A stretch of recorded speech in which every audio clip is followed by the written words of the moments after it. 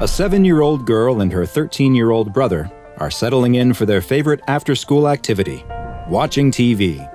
The children's parents won't be home from work for several hours, and watching the after-school programming together before making a snack is a staple of their day. The boy takes his normal position on the couch as the girl plants herself right in front of the television and turns it on. This is the time when Pretty Pony Paradise comes on, and she never misses an episode. Her brother would prefer something else, but he also loves to see his sister happy, so he always lets her watch the ponies have their adventures. Today, though, when she turns to the right channel, there's something else. Instead of the usual Pretty Pony theme song, circus music comes out of the television speakers. The girl watches as the brightly colored words, "Bobble the Clown," appear on the screen. "Hey, this isn't Pretty Ponies," she says to her brother, but when she looks back, he's asleep. The girl isn't happy, but she decides to give this new show a chance. And maybe her pony show will come on after anyway. The circus music stops, and a happy-looking clown cartwheels onto the screen.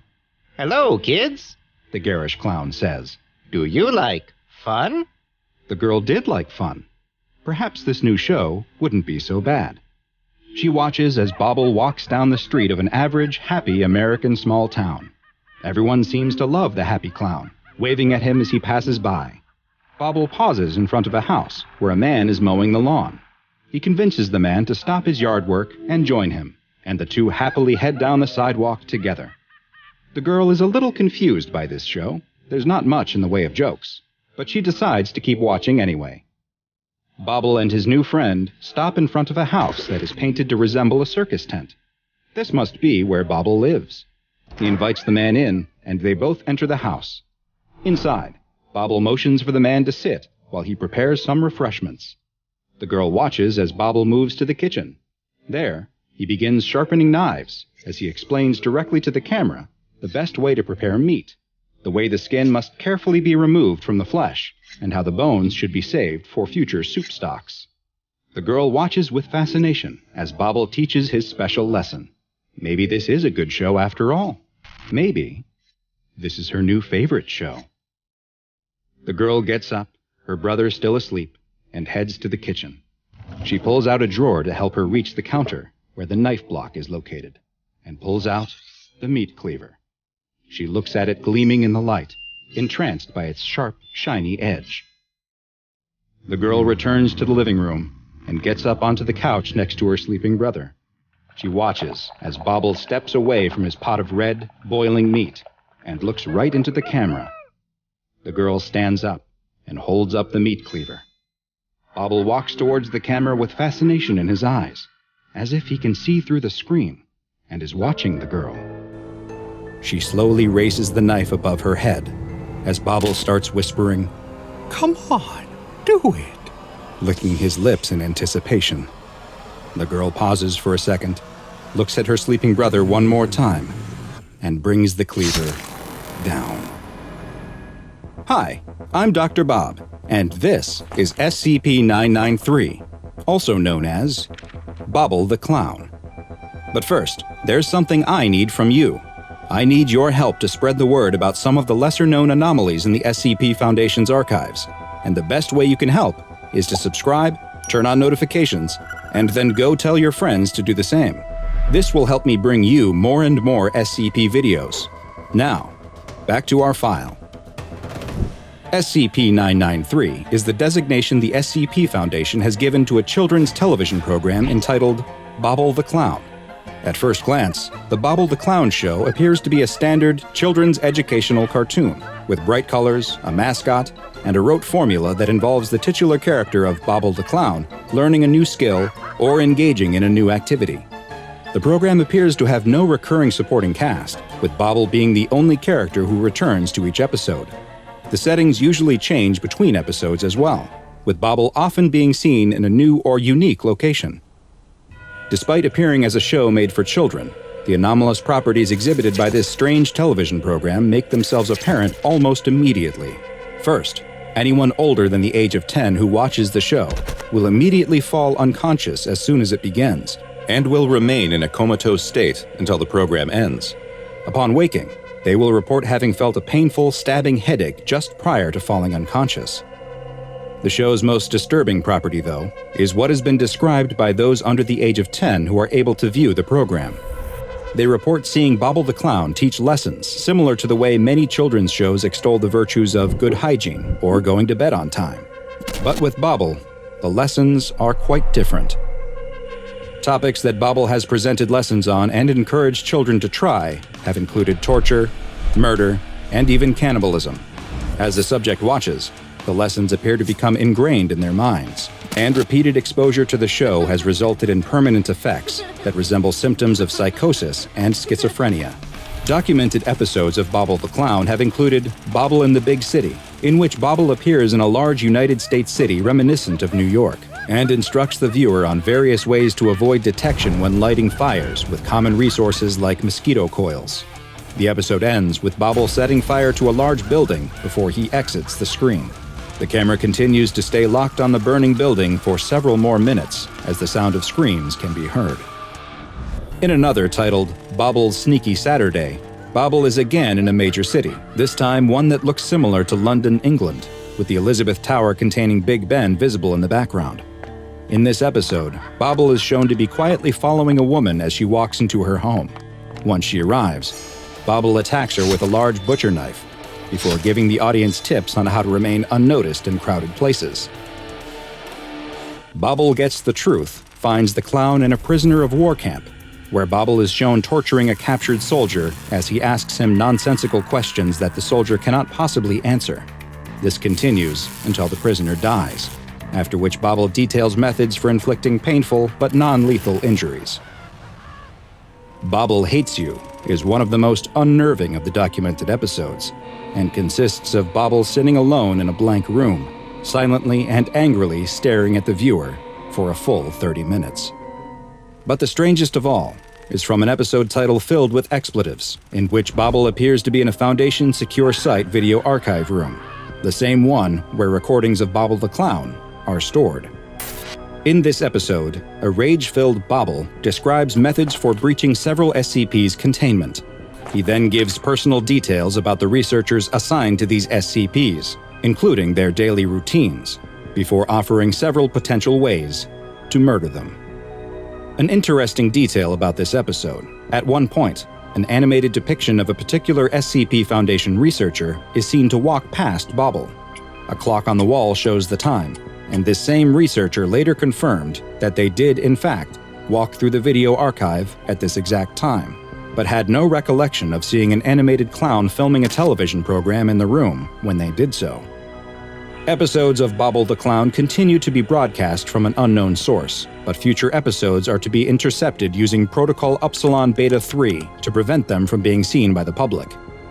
All broadcasts are recorded for the Foundation's archives, and in order to perform research on the anomaly, subjects under the age of 10 must be used to view them. Once the viewers have described what takes place in the episode, they are then to immediately be administered Class A amnestics. Despite the danger these episodes pose to those who view them, since they are able to be reliably blocked from public broadcast, SCP-993 has been classified as safe, and for now, Bobble the Clown appears to be contained as well as it can be. The sun rises over the battlefield. The American flag flaps gently in the wind. The world is silent. Bang! The door slams open, and the boy runs out of the house, making plane noises with his mouth. The toy bomber in his hand arcs and soars, dipping and diving, as it makes its imaginary bombing run around the backyard, over the sandbox, swooping low through the thick grass, past the pond, under the swing set, and up and away into the sky, climbing higher and higher in the direction of the treehouse with its American flag flapping in the morning breeze. What a perfect day. The boy breathes in the air deeply and looks around. His shoulders slump. He's bored already. 2 seconds in the yard and he's already bored. What is there to do out here that he hasn't already done? He's played in the sand, he's swung on the swings, he's climbed up to the treehouse. He hears the car engine kicking into life somewhere out front. His dad's voice carries over to him on the breeze. "I'm running late for work, I'll see you later. If you find my bag anywhere, don't go looking inside of it, just tell me where it is when I get home. Love you, bye." The wheels crunch through the gravel driveway, and the engine sound slowly fades into the distance, leaving the boy alone in the backyard again, with nothing but the wind for company. Great. Now he's got to find something to do for the whole day. He throws the toy bomber to the ground in frustration. A wing snaps off and bounces away into the flower bed. Uh-oh, he'll need to fix that before Dad gets home. Superglue, that'll do the trick. There must be some inside. His dad is always fixing things. But the boy's mission is almost immediately sidetracked. As soon as he steps into the house, he spots his dad's bag right by the back door, where he always forgets to look. The boy looks at it curiously for a moment. He wonders what's in there that his dad told him not to look at. He'll just have a little peek, not a proper look. He won't even open the bag all the way, just a little look inside. If anyone asks, he'll say he was looking for superglue. Wait, what's that? It can't be. A little pot with a red lid and big cartoonish letters on the side. Play-Doh? What's his dad doing with a pot of Play-Doh in his bag? He thought his dad had a really grown-up job. That's what his mom always says. His dad has a very secret grown-up job, very important, very secret. Is that really what he does at work all day, play with Play-Doh? The boy is far too grown up for Play-Doh. He hasn't played with it for years because it's for babies. No way is he going to play with it now. Nope, he's a big boy who plays with real toys. But still, a little look won't hurt. He'll take it out, squeeze it in his hands a bit, remember how babyish it is, and put it back. He definitely isn't going to play with it. The boy pops the red lid off and peers inside. Yep, just as he thought. Boring. Just a lump of red putty, sitting there being all boring. But as the boy tips the pot out into his hand, it feels a bit weird. It moves a little in his palm. Is there an insect inside it or something? It feels like a pair of little legs. He rolls the lump over into his other hand and peers at it. Yes, a pair of legs sticking out from the red ball. Only they're not insect legs at all. They're tiny, about the size of insect legs, but there are only 2 of them. They're totally red, matching the color of the Play-Doh, and seem to have a tiny pair of boots on the ends of them. The legs wiggle around helplessly, sticking up into the air, until all of a sudden, a hand appears sticking up out of the clay. It looks like a tiny person has somehow been buried in the Play-Doh upside down. The hand gets a good grip on the red ball and pushes and pulls at it, steadily freeing the rest of its body until suddenly, a fully formed tiny man pops out of the surface. Roughly the size of the boy's fingernail, the little red man stands up straight and takes in his surroundings. Not only is the tiny person wearing boots, he's also got a backpack and a helmet on his miniature head, all made of Play-Doh. In fact, this tiny person looks just like one of those little green army man toys that his dad had when he was little. The little soldier looks up and sees the boy staring down at him, jumping back in fright. The boy laughs. He guesses he must look pretty scary to someone so small. He smiles at the little army man. The little army man very slowly lowers himself down to his knees, reaching down to the Play-Doh floor he's standing on. His little red hand seems to be feeling around for something in the putty. In fascination, the boy stares closely as the Play-Doh under the soldier's hand morphs into the shape of... what is that? A gun. The soldier lifts the tiny red rifle to his shoulder and points it straight at the boy's eye. He fires, and to the boy's surprise, something comes out. A stream of teeny tiny Play-Doh bullets pepper his eyeball. The boy throws the Play-Doh ball as hard as he can and blinks hard. A tiny scream goes with it. The bullets didn't really hurt that much, but his eye is a little watery now. The tiny soldier has a real working tiny assault rifle. He's starting to understand why his dad is still playing with Play-Doh. Where did that Play-Doh go? He must have thrown it into the backyard. The boy runs outside and looks around. There it is, just next to the sandbox. He creeps up to the ball cautiously, trying to see if the little soldier is still there. Wait, hang on. There he is. No, there he is. Is that another one? He kneels and peers at the small crowd gathering around the ball. He can't quite believe what he's seeing. Dozens of little men are milling around the red ball, with more marching out of it in formation every few seconds. Little red Play-Doh tents are being erected in a perimeter around the ball. A couple of tiny soldiers chop down a twig with tiny red axes and start a campfire. A mini red jeep weaves its way through the grass, and a general hops out, with a cowering officer by his side. The tiny general barks tiny orders. It's difficult to hear what the man is saying, but it sounds like he's speaking English, only really high-pitched. He points to a group of soldiers who immediately rush over to the ball of Play-Doh and pull a ladder out of it. They rest the ladder against the edge of the sandbox, and a couple of them hurry their way to the top. Climbing up onto the wooden board, the pair of them split up, rifles in hand, checking the area is clear. The general is the next up the ladder. He surveys the yard with a battle-worn wariness, eyes coming to rest on the treehouse. He pulls out his binoculars and takes a good hard look at it, studying every inch of the tree before spotting the flagpole rising from the top. Lowering the binoculars with evident satisfaction, the general points a tiny hand at the enormous tree and cries out an order at the top of his little voice. A high pitch rises from the troops on the ground. They pump fists and slap backs. The army has grown already. As the boy looks back down at the platoon gathering in the grass, he sees a dozen more tents have sprung up. A group of soldiers stand in formation around the ball of Play-Doh, keeping watch in every direction. And there, a soldier sits on an acorn crying. Helmet in his hands, he weeps openly. There is a red cross on the tent next to him. That must be the medical tent. The boy crouches down on all fours and peers inside the tent. There, on the tiny red bed, surrounded by tiny red nurses, lies a soldier. His legs are bent out of shape, and he's crying out in pain. A doctor approaches and gives him the bad news before readying the saw. The boy sits back up. He can't watch. A high-pitched cry echoes from the tent, loud enough to dampen the commotion around the rest of the camp. The boy recognizes that scream. It's the same scream he heard when he threw the Play-Doh out of the door. That first brave soldier, defending his brothers in arms from the giant. What had the boy done? The soldier outside the medical tent picks up the phone and informs the tiny soldier's tiny family what had happened.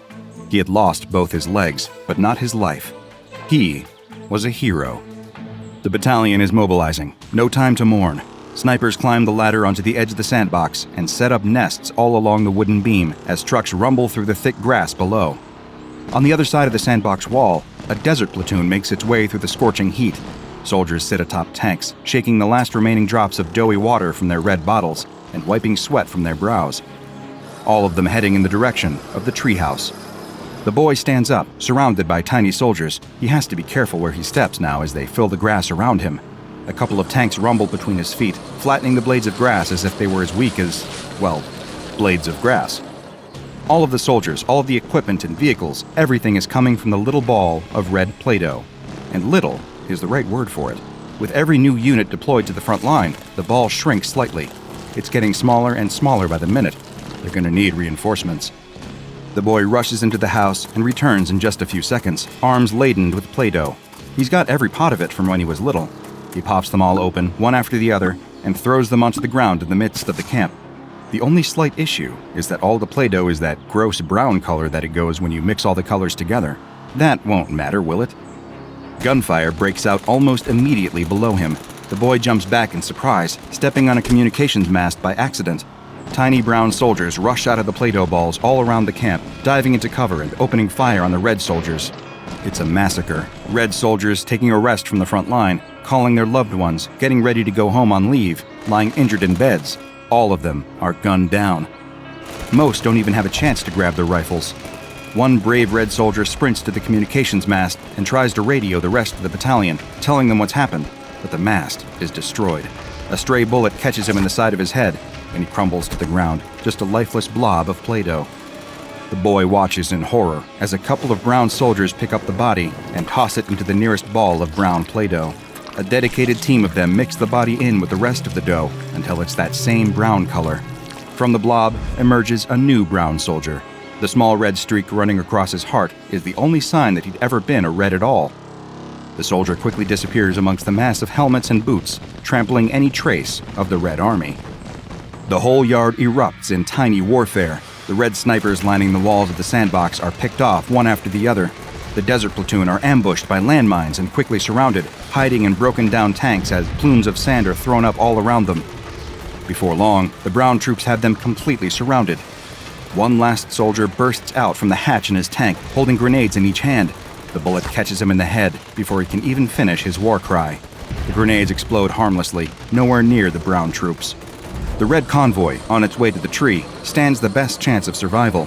The boy follows them with fascination, watching as the brown army fight their way through the red line from the back, splitting it through the middle as their superior firepower makes short work of the transport and supply trucks. Some red soldiers dive away into the thick grass, climbing up dandelions and weeds in a desperate attempt to escape. Few succeed, as the bodies fall back into the mud like raindrops. A tiny screaming noise fills the yard. The boy turns around just in time to jump out of the way of the brown fighter jets. 5 of them streak through the air, almost at his head height. Missiles fire out of the bottom of each jet, one after the other, blowing apart what little remains of the red convoy. The gunfire dies down within the hour. Skirmishes break out across the yard as Brown patrols pick off the stragglers they find from the Red Army hiding in ants' nests, under fallen leaves, and huddling around broken-down vehicles. The boy watches as several high-ranking officers gather in the Brown base to oversee the absorption of the last of the red ball of Play-Doh. They mold themselves a big meeting table with a brown map of the yard and plot out their strategy for taking the treehouse for themselves, moving around even tinier little model units across the surface of it with sticks. The plan quickly comes together before the boy's eyes and under his feet. A series of mortars and surface-to-air missiles are deployed along the wall of the sandbox. The Air Force takes over the original Brown base, chopping down blades of grass and laying out Play-Doh runways flanked with brown hangars. A ring of military units surround the base of the treehouse, strategizing about how best to ascend the colossal structure and reach the flagpole. In the pond, an aircraft carrier splashes into the water, marking the arrival of the Navy. The ship is soon flanked by a pair of destroyers armed with anti-aircraft missiles. The boy is about to go over and peer into the water to try and spot a nuclear submarine when he comes across a sight for sore eyes. Red soldiers, not much more than a single squadron, hunkered down around the base of the swing set.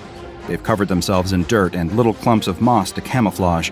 They must be the forwardmost scout squadron, just far enough away from that original convoy to escape the slaughter.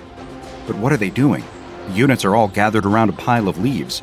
There's something underneath. What is it? It looks like plastic. Of course, it's his toy bomber with the broken wing. Trying not to draw the attention of the Brown Army, the boy drops to the ground next to the red units, doing his best to hide in the grass. The red soldiers are arguing amongst themselves. The general is there.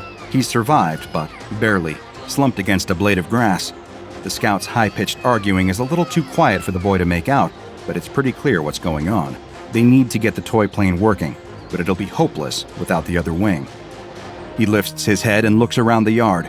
There it is, in the flower bed, but it's surrounded by brown troops. How could the red soldiers possibly fight their way to it and get back unharmed? Oh, wait. The boy just gets up, walks over to the flower bed, and picks up the wing. In about 3 seconds, he completes an insurmountable effort for those little soldiers. Kneeling next to them, he offers the missing wing. The scouts all stand back warily. It's the general who climbs to his feet and walks over to the boy. He looks at the plastic wing, looks up at the giant towering over him, and raises his arm in a salute. The others follow suit quickly and get to work repairing the toy plane. Brown soldiers notice the commotion and start to close in on them. They don't have much time. The boy stamps out a runway for the soldiers in the grass. The plane is almost ready to go, but is missing one vital piece of the propeller. Only there's a bigger problem. They're out of red Play-Doh. A brown soldier breaks through the thick grass and rushes towards the squadron, his assault rifle peppering the side of the plane with doughy bullets. The scouts all dive into the vehicle and kick the engine into gear. Little red gears and pistons whir into life beneath the plastic, but the plane just isn't moving without the propeller.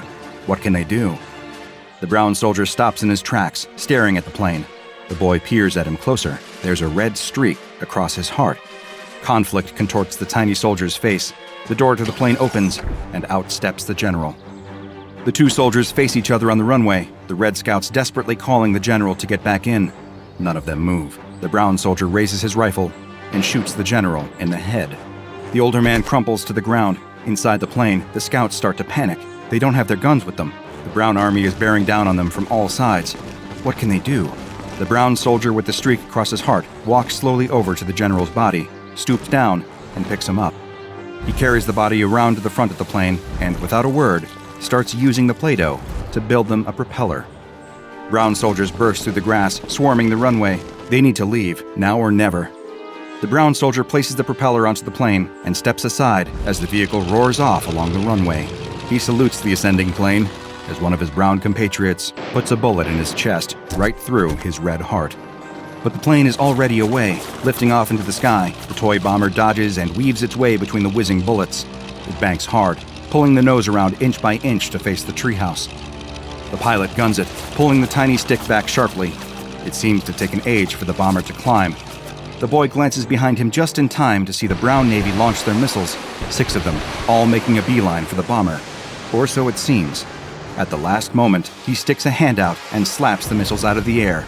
A couple of them explode, leaving streaks of brown Play-Doh on his hand. The others spiral to the ground, where tiny soldiers dive for cover. The Brown Air Force scrambles, but it's too late. As the jets shoot across the yard, the bomber has already reached its destination. The scouts jump out, deploying red Play-Doh parachutes as they circle their way down onto the flagpole. A jet catches up to the bomber and blows it out of the sky. The scouts don't have time to mourn their lost pilot, or any of their dead for that matter. Quick as they can, they cut the American flag free. As it flutters and floats down to the grass, the squadron unfurls its replacement, a red rectangle of Play-Doh, barely a couple of inches across. One of them pulls a bugle from his pack and plays the highest pitch version of The Last Post you could ever hear. The whole battlefield falls silent to listen. The boy places a hand over his heart just as the first drop of rain hits his shoulder. From somewhere inside, his mom's voice calls, "It's about to start raining. Come inside before you catch a cold. I'm making cocoa." The boy grins and runs into the house. Outside, the rain pours, and all trace of the war washes away into red and brown streaks in the dirt.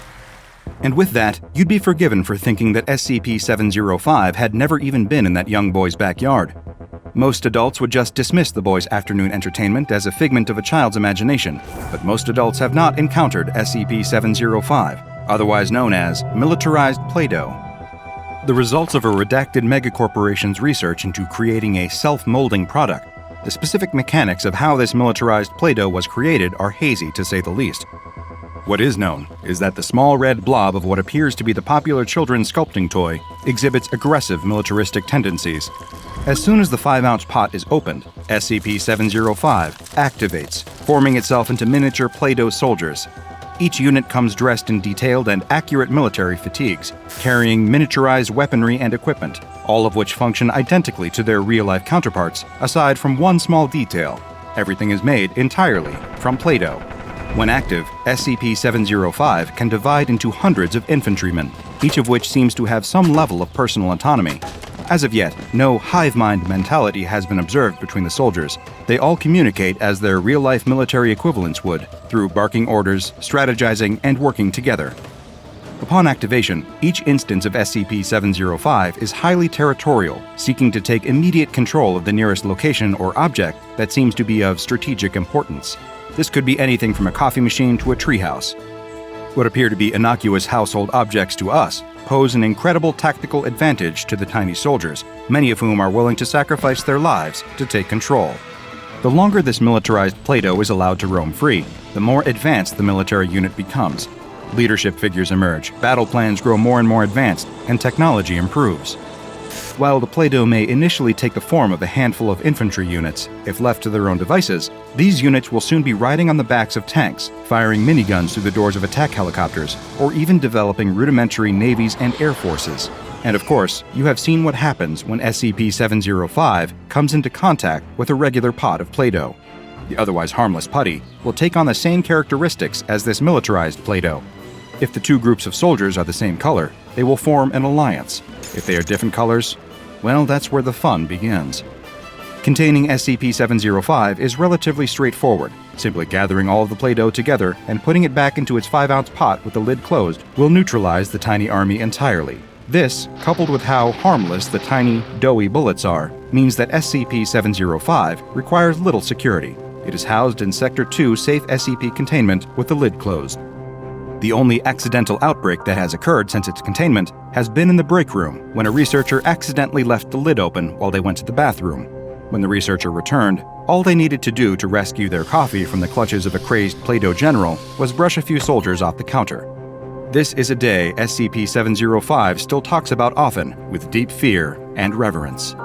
The girl sighs and slumps in her seat, kicking at the back of the bucket seat in front of her. Her mother, sitting in the car's front passenger side seat, doesn't even notice.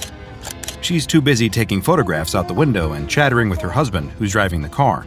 That's all they've been doing all day, and the girl is sick to death of it. Her parents dragged her on this stupid vacation trip, and now she's got to waste her whole summer away from her friends. She stares out the window and watches the pastoral countryside slide past. The quaint little villages and rolling hillsides really excite her parents, but she could not care less. Mom and Dad planned this family vacation across Europe for months, but she would much rather have gone someplace interesting instead. There are only so many boring old castles and stupid cathedrals that you can look at before you just lose your mind. The girl sighs and crosses her arms across her chest in silent resignation. "Guess we're just gonna look at more dumb buildings," she mutters. "Honey, can you stop that? Your father worked really hard to put this trip together, and the least you could do is pretend to have a good time," says her mother, momentarily lowering her camera to berate her ungrateful daughter.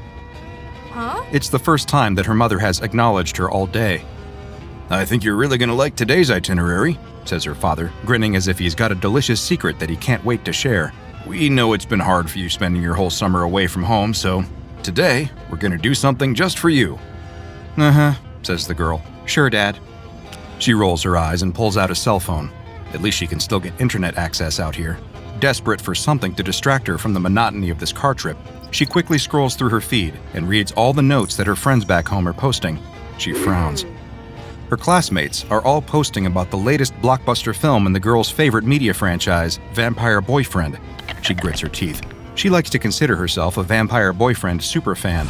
She's a well-known poster in the Vampire Boyfriend online community, famous for her fanfiction, as well as her own original character, Vampire Girlfriend.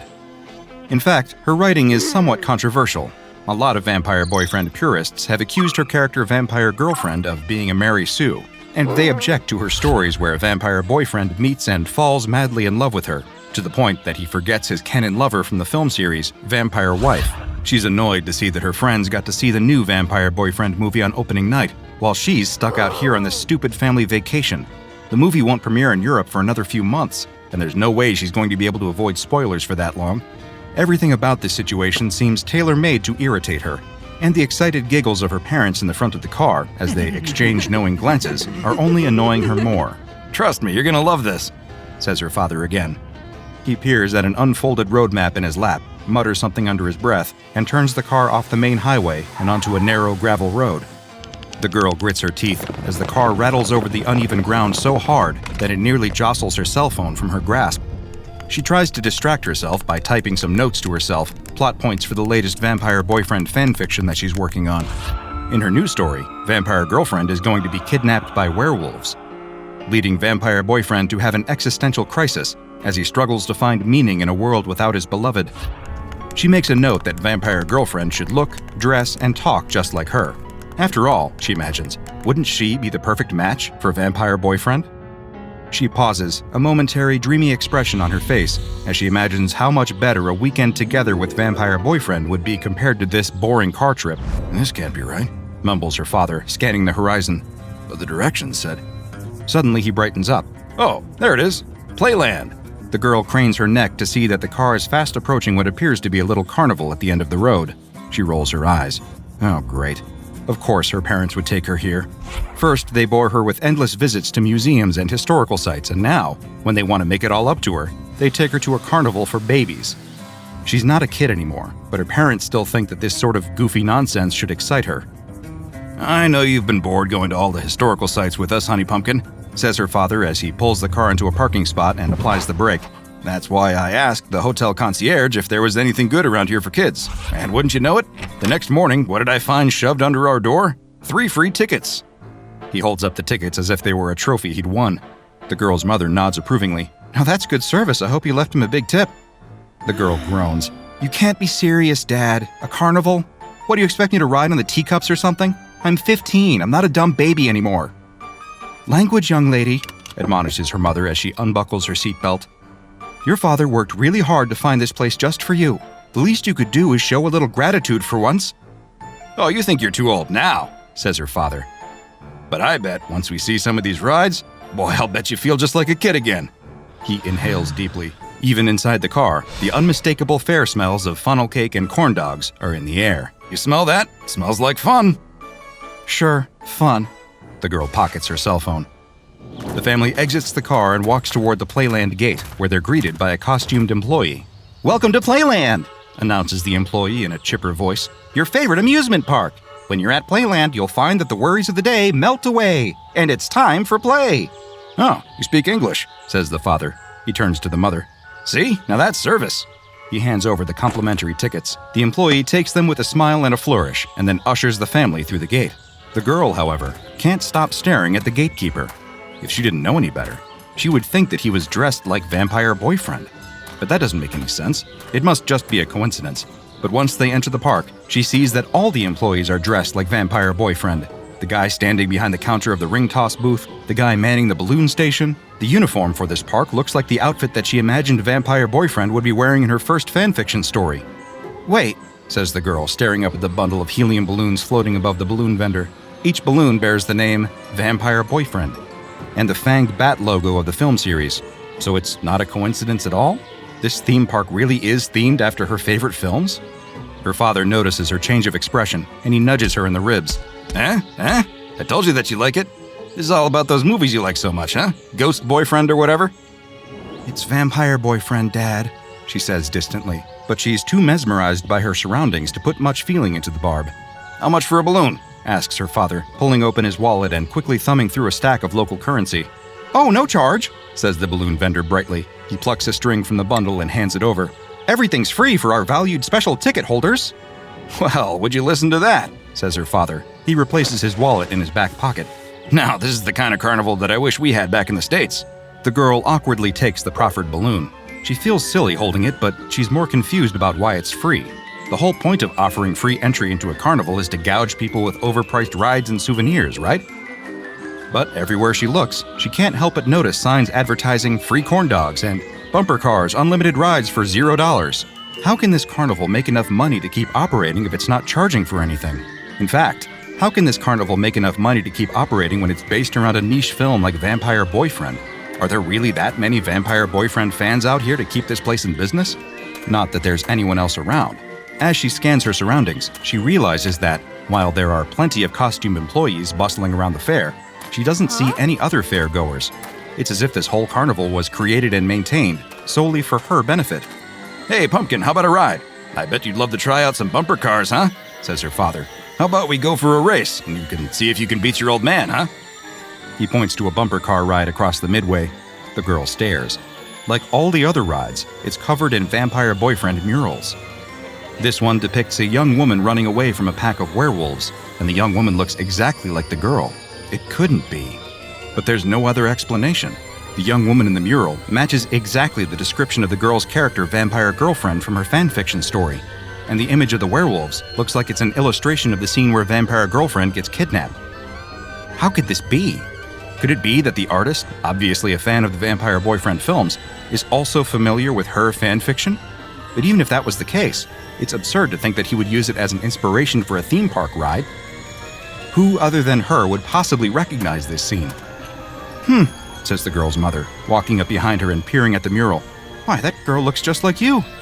"I know, she does," says the girl quickly. It's almost a relief to know that her mother has also noticed the resemblance. At least it means that she's not imagining things. At the same time, she feels a twinge of guilt. Readers online are always accusing her of using Vampire Girlfriend as a thinly disguised self-insert. Seeing this larger-than-life picture of Vampire Girlfriend makes her think that there might be some merit to the accusation. "Come on, you lot, stop worrying about some old picture and let's have some fun," says her father. He offers money to the ticket taker parked behind the kiosk, but the man merely shakes his head. "Your money is no good here, sir," says the ticket taker. "The bumper cars are free for our favored guests today." Their father clambers into the rink and ambles toward a bumper car. Her mother tugs at the girl's arm as if to encourage her to join in, but the girl resists. "Come on, what's gotten into you?" says her mother. "This place is just weird," says the girl. "Like, half the stuff here isn't even from the official Vampire Boyfriend lore. It's all stuff that I made up for my stories." Her mother rolls her eyes in annoyance. "Really, we go to all this trouble to find something that you would like to do, and all you want to do is complain?" "I'm sorry, ma'am, is there some problem here?" The family is startled as another employee walks up to them. He's also dressed like Vampire Boyfriend, and a wide smile is plastered across his face. "You folks look like you're upset about something." "You're damn right I'm upset about something," yells the girl. In her rage, she throws her drink at the employee. He barely reacts as the cup explodes against his chest, dousing him with sticky soda. "What's going on here? Where did you hear about Vampire Girlfriend?" "Ma'am, Playland is designed to give every visitor the perfect experience," says the employee blandly. "That's not good enough. Tell me what's going on here." The employee's attitude changes on a dime. His bright smile fades, and suddenly his tone turns stern. "Ma'am, I'm afraid that you're going to ruin everyone's fun if you keep up this sort of behavior. We like to keep things fun here at Playland. If you want to spoil the fun, I'm afraid I'll have to ask you to leave." "Fine, then we'll leave." "Oh, come on, young lady, we just got here," snaps her mother. "We literally drove all day to get here and you want to leave after just one ride? You don't even like rides." There's a principal involved here," says her father sternly as he saunters up. "Young lady, if that's your attitude, then I think maybe you should go wait in the car, because your mother and I intend to have a good time." The girl doesn't have a chance to argue. The employee rests his hands heavily on her shoulders and turns her around. "Don't worry, folks. We'll escort her back to your car. You can join her as well when you're ready." The girl cannot believe what's happening. The employee politely but firmly steers her toward the exit, and Frog marches her out the gate. He abandons her in the parking lot, tipping his hat and smiling brightly before he disappears back inside the park. "Please try to enjoy yourself, ma'am, until your parents are ready to join you. In the meantime, why don't you work on that new fanfiction you've been planning?" "How do you know about that?" yells the girl. The employee doesn't answer, simply turning and fading back into the crowd. She rushes to the gate, but the gatekeeper stops her. "Sorry, ma'am, no re-entry without a ticket." "But I have a ticket," she cries. "You saw it. My dad gave it to you like half an hour ago. Come on, you can't be serious." She tries to push past him, but the gatekeeper grabs her wrists with surprising strength and holds her. Still smiling, he firmly escorts her back out to her car before releasing her. "Please, ma'am, don't make a scene. You're going to disturb our guests." "Who's in charge here? I need to talk to the manager. I want my parents back right now." The gatekeeper doesn't even respond. He simply returns to his station. There's nothing that the girl can do now but wait. She sits down in the gravel and leans her back against the side of the car. Minutes turn to hours, and still her parents haven't returned. Eventually, she goes back to yell at the gatekeeper again. "Where are my parents? They should have been back hours ago." "Sorry, ma'am. I guess your parents are just having too much fun right now. I'm sure you'll see them again soon, though," says the gatekeeper. The girl shivers as she feels a bite in the cool twilight air. She notices that the sun is starting to dip behind the mountains. It'll be dark soon. How much longer could they take? Even if they decided to ride on every ride in the park, surely they would be done by now. "What time does the park close?" asks the girl, a note of panic rising in her voice. The gatekeeper blinks serenely. "Playland is open 24/7, ma'am. We're always here when you want to play." The girl feels the color drain from her face as she ponders the possibilities. Her father has the car keys, so she can't take the car to go for help. She pulls out her cell phone, but she doesn't know the number she would need to alert any local authorities. And it's not like she speaks the language anyway. Other than the employees here at Playland, she hasn't met a single person in this whole trip who speaks English. She's completely helpless, trapped, and there's nothing that she can do except wait and hope. As the night settles in, she realizes that her wait might have just started. It might not be the happiest place on Earth, but it definitely tries to be. And while the world is full of sketchy amusement parks, most of them just want your money. The amusement park known as SCP-1357, however, genuinely wants you to have a good time. Sometimes it wants you to have a good time, whether you want to or not. SCP-1357 is a theme park with an area of approximately 4 square kilometers, located somewhere in Poland. The park has 4 entrances, at each of the cardinal directions. SCP-1357 is highly selective about who it allows to enter the park, restricting access to parties that meet the following criteria. The group must contain at least 2 adults in a romantic relationship. It must contain at least 1 member who is under the age of 18 and who thinks of the aforementioned romantic couple as their guardians. And every member of the party must possess a free ticket, hereafter referred to as SCP-1357-B. The park does not charge for admission, and the only way to gain access is to have possession of an instance of SCP-1357-B. Once inside, SCP-1357 looks like any other carnival, with thrill rides, amusement arcades, midway games, and concession booths. Highly unusual for a carnival, though, is that SCP-1357 does not accept any money. All rides, food, and souvenirs are free. The layout and theme of the park are different for different visitors and appear to be highly contingent on the desires of the youngest member of any visiting party. Often, the park will appear themed after various popular media properties, such as Batman, Winnie the Pooh, or Barney the Dinosaur. However, visiting parties accompanied by more imaginative kids may encounter substantially weirder things in the park, including talking animals, sentient foodstuffs, temporal displacements, and even extra-dimensional portals. Although the park normally sits empty, when a group meeting entry requirements arrive at the gate, SCP-1357 will spontaneously manifest a full working staff, people designated as SCP-1357-A. Instances of SCP-1357-A appear to be ordinary humans of various ages, ethnicities, sexes, and genders, all clothed in matching uniforms, suggesting that they are employees of the park.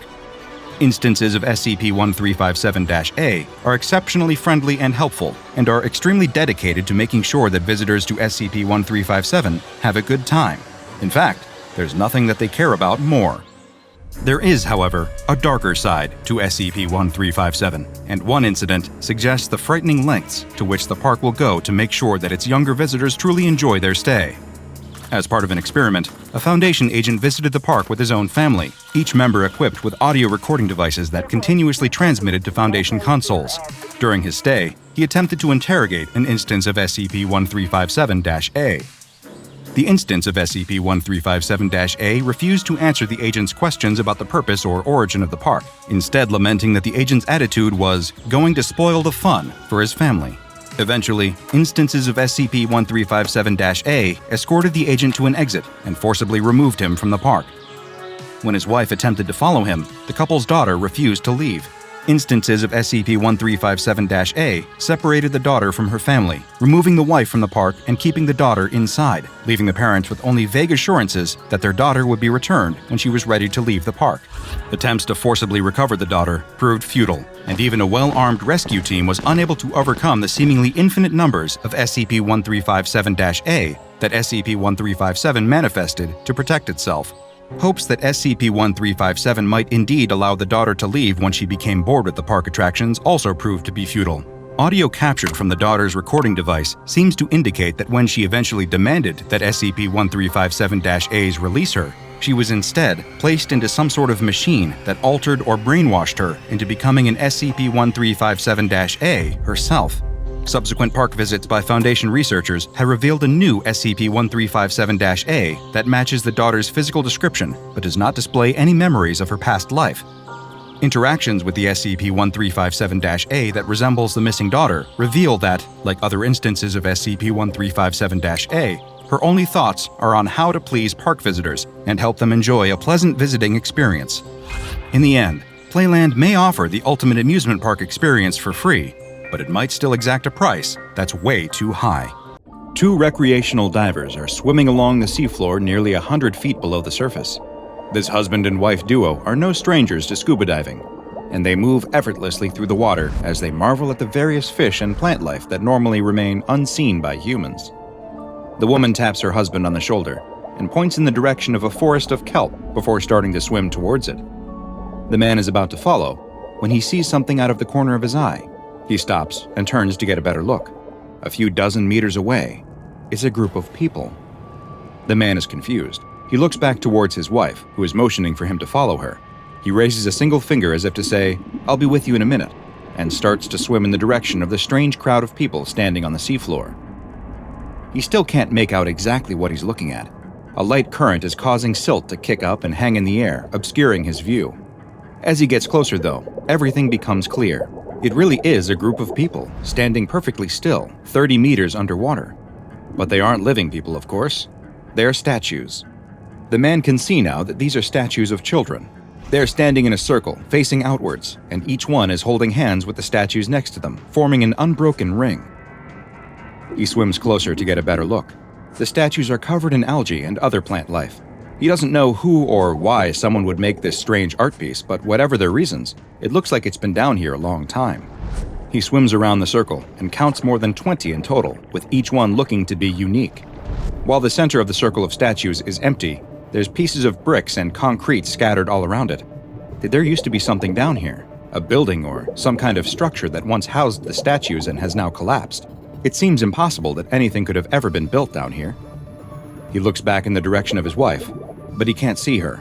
She must be somewhere along the kelp investigating her own mysteries. He's about to head in her direction when he notices something. The inside of the circle isn't empty. Something is inside, sticking out of the sand. He swims up above the ring to get a better look. There's definitely something buried in the circle of statues. He can see now that it is the corner of what looks to be a metal box. He swims down closer to the box and reaches a hand out towards it, when he suddenly stops and looks up. The woman swims out of the dense kelp forest carrying a brightly colored shell. She can't wait to show her husband how beautiful it is. She looks around, but there's no sign of him. She looks in the direction that he swam and spots the same strange group of people that he did. As she swims towards them, she also quickly realizes that these are just statues. Very odd ones, but statues nonetheless. She also notices the rubble that surrounds them. The broken chunks of concrete, bricks, some bones. Wait, bones? That's when she spots something else lying on the ocean floor just outside the ring of statues. It's her husband's scuba tank, with his shattered mask resting on top.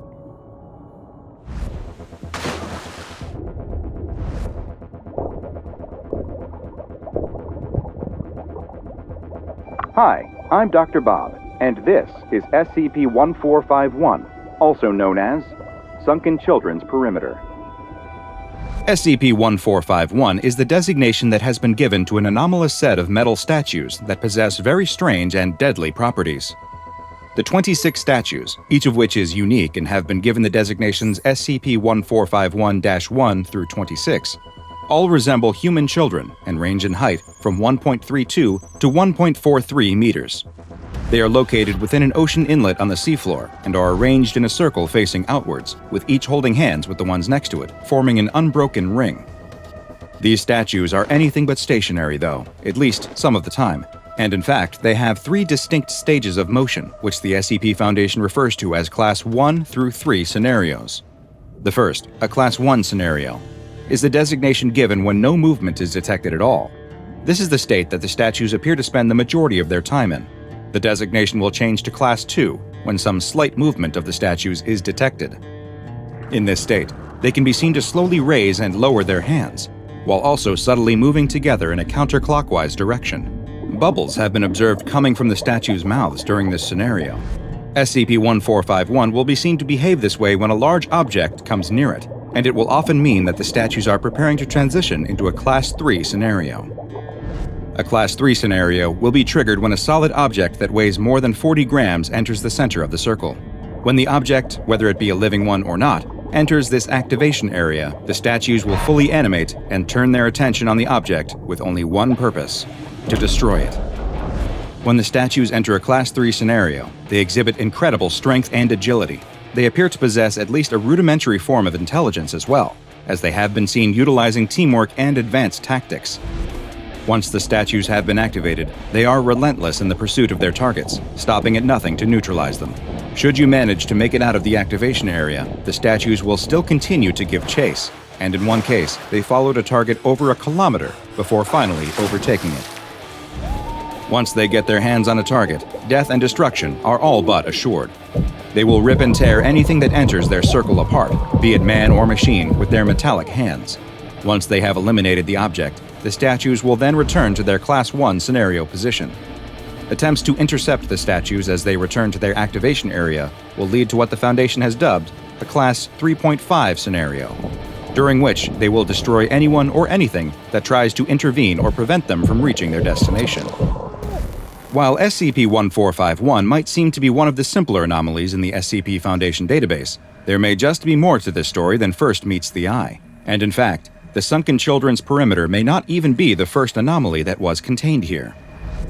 Those with Foundation Overseer level clearance have access to some rather interesting documents that help to fill in just what SCP-1451 might really be, and more importantly, what they're protecting.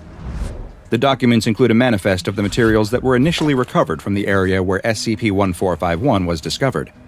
These materials included roughly 20 kilograms of bricks, 4,000 kilograms of containment-grade concrete, the type normally used in SCP Foundation sites, and most interesting of all, a damaged Scranton box. For those unaware, Scranton boxes were the precursors to Dr. Scranton's much better-known reality anchors. These powerful devices are used to contain reality warping anomalies and prevent them from bending the fabric of our universe to their whims. Dr. Scranton's initial research into the technology produced an early version that was used in the containment of anomalies, though we now know that the technology was flawed and could lead to failures in containment. In the case of SCP-1451, a document was partially recovered from the Scranton box that alludes to just such a failure. In this instance, a powerful Euclid-class reality warper was being held at Area 56, a location that the Foundation has no record of ever having existed. The corrupted file seems to suggest that the reality warping SCP's primary anomalous attribute was that things it believed to be real would become real. If it misconceived reality in any way, its anomalous abilities would force that misconception to become actual reality. For example, after the anomalous entity referred to an agent assigned to its containment as a child, the agent was at risk of undergoing various physical and mental changes to truly become a child. It appears that the anomaly may have begun conflating various aspects of its containment, mixing up the concepts of containment itself. The metal of its cage, the concrete of its cell, the child agent involved with its containment, the SCP Foundation itself, they all became entangled within the reality-warping anomaly's mind and appear to have been jumbled together in such a way that led to the creation of SCP-1451, a group of metal children who are eternally on guard and destroy anything that tries to breach their perimeter. Just what happened to Area 56, the personnel who were stationed there, or the powerful reality-warping anomaly they contained, continues to be a mystery. SCP-1451 has been classified as Euclid and is considered to be effectively contained at its current location. A sphere of wire mesh netting has been erected around it in order to ensure that no objects enter its activation area, but in the event that an object does manage to enter the circle, the statues are to be remotely monitored, and no attempts whatsoever are to be made to try and rescue the person or object that triggered the Class 3 scenario. The young man watches as the lily-white coffin is lowered into the ground. He's surprised at the dryness of his eyes, seeing as it's his own mother being buried. But now isn't the time for questions. When the dirt is piled on and the small service comes to an end, the young man is the last to leave. Other than the eulogy, he never says a single word to anyone. She'd been difficult towards the end. He'd cared for his mother until her disease had made it so that she wasn't really his mother anymore. And then for another 2 years after that, things had been said and done that he wished he could remove from his memories of her, but the past is forever set. As he looks up from his mother's gravestone, he notices something strange in the distance, perhaps 30 feet away from him. A little girl, maybe about 10 years old, in a school uniform, standing behind another gravestone. She's wearing a worn-looking plastic pig mask and carrying a dirty rag doll. The young man stares into the dark eye holes of her mask for a moment, wondering if he's really seeing this or if she's a figment of his imagination brought on by stress and grief. Then he blinks and she's gone. For a second, he feels a frightening sentence looping through the dark recesses of his mind. You're starting to lose it already. A few years ahead of schedule. You'd make your mother proud. The young man shakes his head and leaves for home. Of course, he might see things on a day like this. The mind does funny things when it's in a state of extreme emotional distress. It was perfectly natural that he'd see strange things on a day like this. But that little girl in the pig mask really did look real. Arriving home is a surreal experience. It's the first time in a long time that he's truly felt alone, like a child lost in a vast and unfamiliar space. Something about it just felt wrong. He makes himself a microwave meal and eats it silently in the kitchen. The place is so quiet, no panicked yells or cries of pain. He sighs and looks out the kitchen window as he washes the dishes, and in the distance, he sees another strange sight. A young boy, 12 years old or so, standing out in the cold, dark woods next to his house. He's wearing only swimming trunks and a worn-looking plastic mouse mask. A rag doll hangs limply from his thin, pale arm, just like the one the girl in the graveyard was holding. The young man's first instinct is to go out and help the child. After all, it's a cold night. He could catch his death out there. But with another blink, the child is gone. Just trees in the dark. He breathes a ragged sigh and takes an aspirin. Something must really be wrong with him if he keeps seeing strange children with animal faces out there.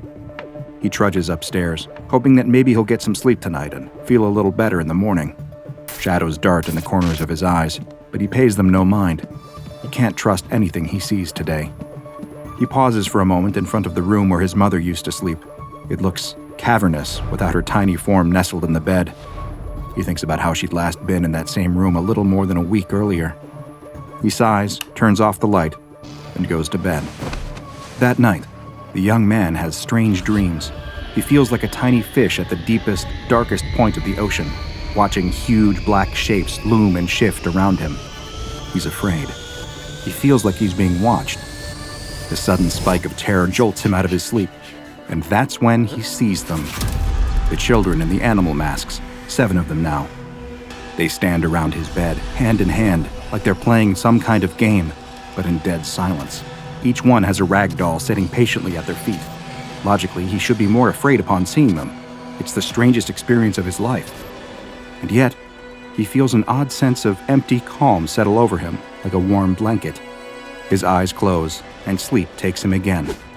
When the young man wakes up the next morning, something doesn't feel right. He's already dismissed the strange children with the animal masks and the dolls as a figment of his imagination, a half-waking dream. But what he can't dismiss is the numbness in his fingers and toes. It's like he'd spent all night sleeping in the cold outside, despite his room being perfectly warm. Perhaps he's coming down with something. Other strange things start to happen over the next few days. He makes himself a sandwich, and as he bites into it, he notices he can't taste a thing. Come to think of it, he really can't smell that much either. Could this be a cold? The flu? Something worse? Also, he just can't shake the feeling that he isn't alone in the house. It's as if he can feel a presence there with him. And not just one presence, but multiple. Could it have something to do with those strange dreams and hallucinations, the children in the masks? He suppresses the thoughts, not wanting to consider their implication. He can scarcely dare to ponder what's worse, that there really are strange little children in masks creeping around his home, making him sick, or that he's losing his mind, just like his mother. He puts it out of his mind, but every so often, when he happens to glance out of the window, he can't help but see little shapes moving in the distance. When he watches the TV or tries to listen to music to distract himself, he notices that he needs to turn up the volume more than he ever did before. His hearing is getting worse. Could this be some kind of sinus thing? It's the only rational explanation, but it can be hard to apply a rational explanation when what's happening is inherently irrational. Several days later, after getting out of bed in the morning and standing in front of the bathroom mirror, the young man notices something is different. It's his skin. It's a pale, almost creamy color now, like all the life and vitality has been leached out of it. But it's not just that. He looks closer at his face in the mirror. His eyes. Have they always looked like that? Were they always that shade of dark, murky brown? Maybe it's his addled mind, but he can swear something is different, like the ground is shifting underneath his feet. That's when he notices something in the corner of the mirror, a little boy with dark blue overalls and a grinning cat mask. He just stands there, watching. The young man turns, hoping to finally see one of these strange children up close, but of course, there's nothing there.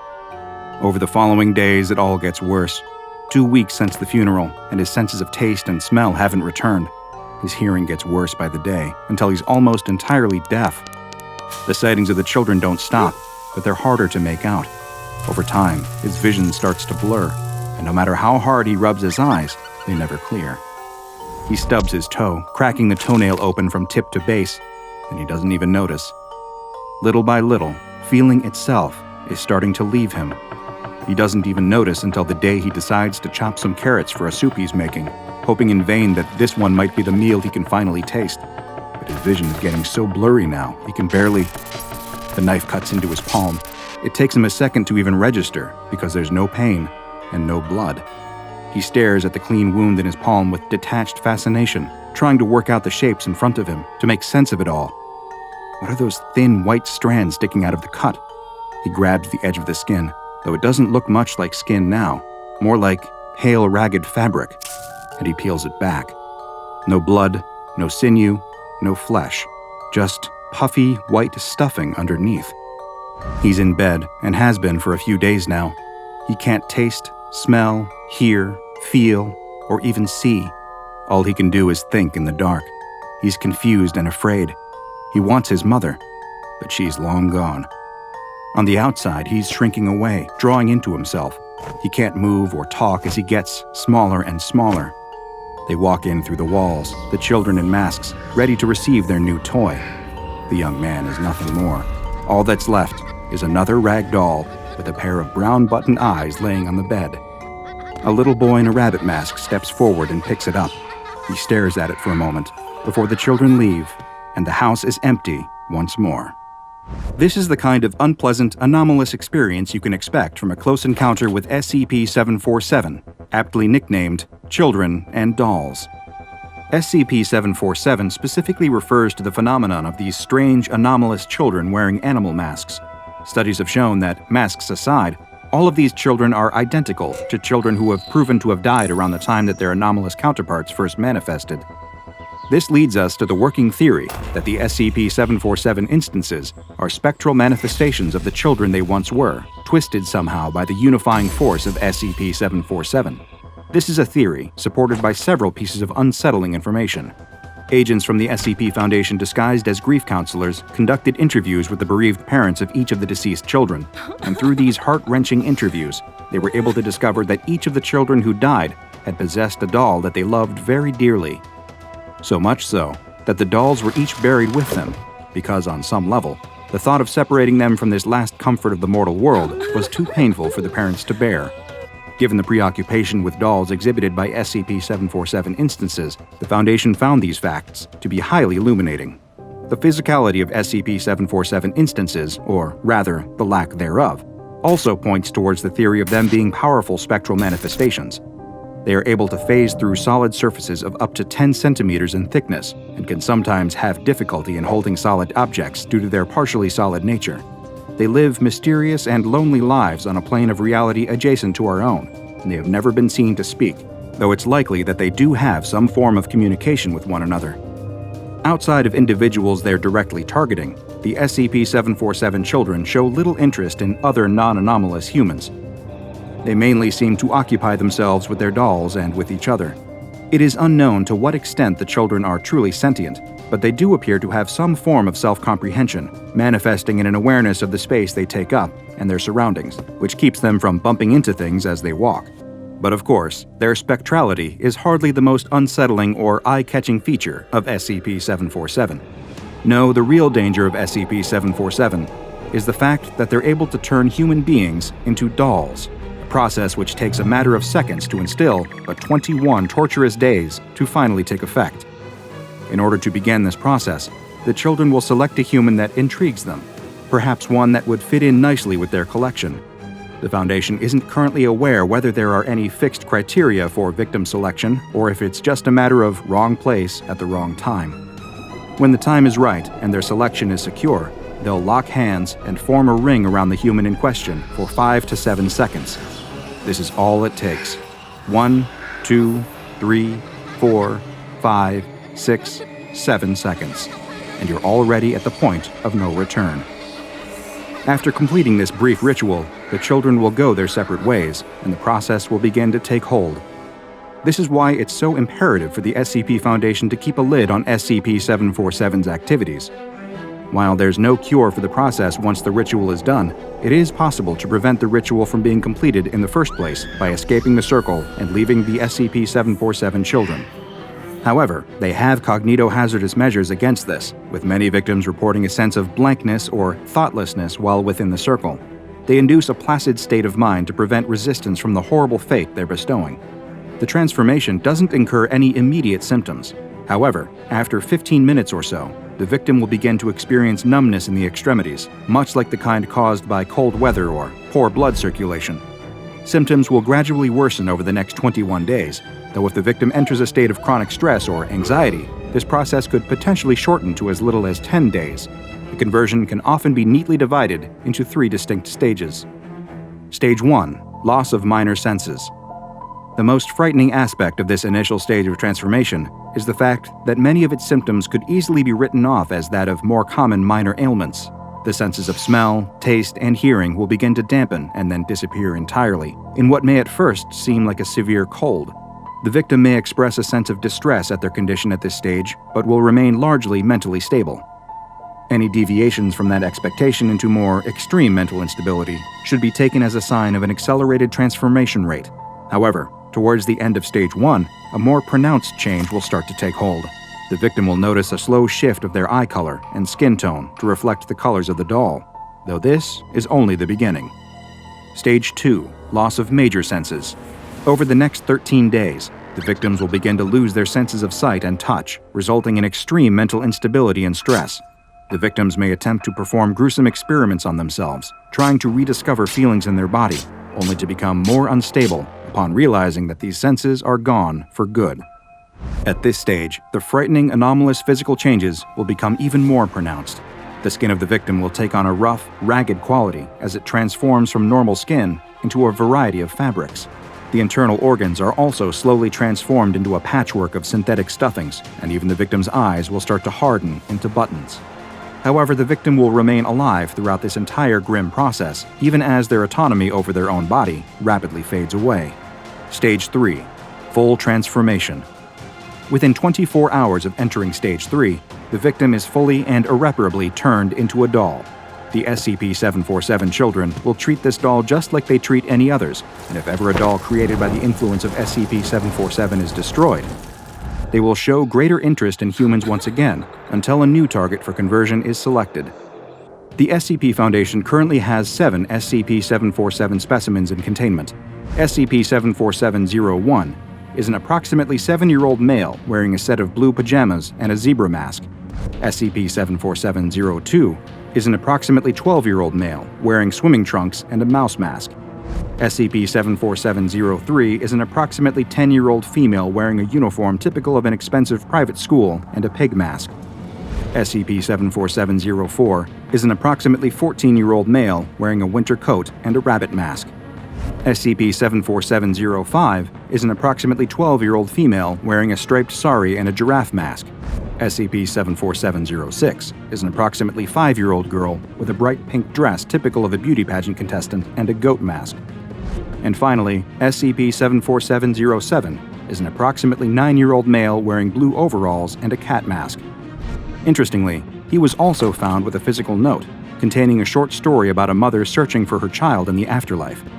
Interestingly, the mother of this particular entity, before becoming an SCP-747 instance, is believed to have died in childbirth.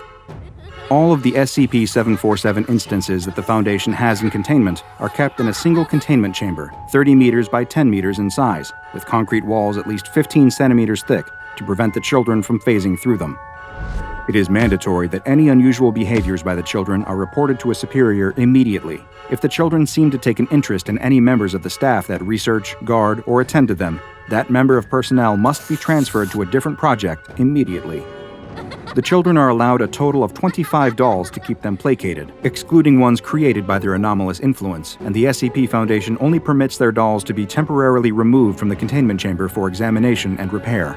Any staff members who begin to show the previously described symptoms of anomalous SCP-747 influence are to be quarantined and contained separately. Task Force 747-B8 remains on call in the event of a containment breach to handle tracking, capture, and containment. Due to the incredibly volatile and dangerous nature of interfacing with SCP-747, Level 3 staff and above are only able to come into contact with them if the situation absolutely demands it. SCP-747 has been given the containment object class Euclid due to their phasing abilities and unpredictable nature. After all, who could ever really know what's going on behind those masks? But there's one more detail about SCP-747 that is perhaps the most frightening of all. There is evidence that suggests that the victims who have been turned into SCP-747 dolls may not actually be dead. In fact, they may still remain conscious, cut off from all their senses, slowly descending further into madness. Everyone in this school knows to step aside when the goth girl is on the move. She strides down the school hallway, confident that no one will challenge her as the undisputed ruler of this high school. It's not just her dark wardrobe or her black nails and eyeliner that intimidate the other students. Her domineering attitude and sharp tongue make her feared. She brushes past a gaggle of underclassmen who wilt under her devastating gaze. "Beat it, dorks," she hisses, jerking her head to indicate that they should get out of her way. The other students disperse instantly, afraid the chance really getting an earful. Her terrible reputation means that no one ever makes trouble for the goth girl, but it's more than just her attitude that keeps her on top. It's also all those rumors around her. The rumors started last year, just after a new transfer student arrived in their school. She was a younger classman who shared the goth girl's same dark fashion sense and sensibilities. Students even saw the younger girl occasionally hanging out with the school's resident goth population, but it was no secret that the goth girl didn't like her. Maybe she felt like this younger girl was homing in on her territory, or even angling to take her place among the goth crew. Whatever the case, other students couldn't help but notice how the goth girl's lip quivered or her eyes flashed whenever the younger girl tried to worm her way into the goth gang's meetups. Then, one day, the younger girl didn't come home from school. The younger girl's parents reported her missing and organized a whole search party. The police spent weeks tracking down every lead, desperately looking for anything that might tell them what became of the missing girl, but found nothing. Rumors spread around school that the goth girl had something to do with it. After all, hadn't the younger girl been her biggest rival? Hadn't she always hated the younger girl? And if anyone at this school would have had the chutzpah to actually do something sinister, it would be her, right? Despite all the gossip, though, no evidence ever surfaced to link the goth girl to the disappearance. The police even interviewed her several times, but she always denied knowing anything. "Yeah, I didn't like that little brat," she said in the police interview. "She was always getting underfoot and thinking that she could hang with us. But that doesn't mean I did anything to her. I mean, it's not like I would have really wanted to hurt her." The goth girl concluded her statement with a knowing smirk, as if she was pleased with herself for getting away with murder. But you can't build a case out of a smirk, so even if the police suspected anything, they were forced to let her go. Eventually, life at school returned to normal. Other than a few fading missing child posters still fixed to telephone poles around town, most students eventually forgot about their missing classmate, but the goth girl's fearsome reputation persisted. Could she have actually had something to do with that younger girl's mysterious disappearance? Now that other students thought she might have actually killed someone, they naturally found her even more intimidating. The goth girl didn't mind, though. After all, she already thought most of the other students were normie losers anyway, so she liked that they gave her a wide berth. The goth girl walks toward the end of the hallway, pushing open a designated fire exit door and slipping out behind the school. Today, the other goths are hanging out behind the school building. They nod curtly as the goth girl joins them. "What's going on, losers?" she says, adopting an aura of bored detachment. "I was just telling them that there's this haunted game you can download," says the goth boy. "It's all messed up. Like, the game knows all your worst secrets, and the more you play, the more it taunts you. Then, when you finish, you just disappear." The other goths snicker at the story. None of them really believe it, but it makes for a fun, spooky tale to help set the atmosphere as the sun sets. But one girl is more skeptical than the rest, to the point that she's almost insulted by how obviously fake this story is. "What do you mean you just disappear?" asks the girl. The boy shrugs. "I don't know. I just know that no one ever sees them again." "I don't believe that at all," says the goth girl. "That sounds made up." No, says the boy. "It's 100% real. It's called the Book of Tamlin." "Okay, sure, whatever you say. And who exactly is Tamlin?" The boy shrugs. "I don't know. Clearly I haven't played it since I'm still here." The girl rolls her eyes. "That's ridiculous. I'll show you right now." She whips her cell phone out of her backpack and starts to thumb through the app store until she sees it. The Book of Tamlin. It's right there in the store. That just makes this whole story seem even sillier. She would expect that if there were a real haunted app. It would only be accessible via the dark web or maybe a strange glitch that randomly installed it into doomed victims' phones. But it's right here for anyone to download. With a skeptical smirk on her face, she punches the button to begin the installation. "It's right here in the app store," says the goth girl. "Any of you chickens gonna play?" The other goths eye each other nervously. Sure, they were all pretty quick to dismiss the ominous story about this weird game before. But now that their friend is challenging them to actually play it, they don't feel quite so confident. The goth girl snorts derisively. She wonders why she bothers hanging out with these posers. They're the closest thing that she has to friends, since so few other students even dare approach her. But what does a bossy prima donna like her really need with friends anyway? She watches as the game loads up the intro screen, and then gameplay begins. She snorts again. The Book of Tamlin appears to be a hidden object game, where the point is to discover various objects hidden in a larger image. This is baby stuff, thinks the goth girl. "Find the 10 black cats in the cemetery," instructs the game as it pulls up a cartoony image of a graveyard. The goth girl's finger hovers over the screen, and she quickly taps it whenever she spots a black cat crouching behind one of the pixelated tombstones. Is this supposed to be scary? The screen fades, and an empty room with a pair of doors fades in. The goth girl intuits that she's supposed to pick one to advance to the next screen. Rolling her eyes, she selects the door on the left. The next scene looks familiar. Too familiar. It's a bedroom. Her bedroom, in fact. She recognizes the dark decor and the black clothing thrown on the floor. She narrows her eyes suspiciously. Surely that's just a crazy coincidence, right? She eyes the other goths, but they don't give any indication that they were expecting this twist. Are they playing a trick on her? "Find the outfits that make your parents ashamed to be seen with you," says the instructions. She grits her teeth. What's the deal with this stupid program insulting her? She knows that her parents don't exactly approve of her fashion choices, but this stupid game can't know that. It's probably just guessing that any young person who plays a game will probably have had quarrels with their parents about the way they dress. That's pretty normal, right? Again, the empty room with the two doors appears. This time, the goth girl chooses the one on the right. The next screen after that is a picture of a pretty garden, and the instructions say to pick out 10 pretty flowers. The next is a barnyard with instructions to find 5 cows. The goth girl starts to relax. That weird screen with her room must have just been a fluke. Otherwise, this game seems pretty mundane.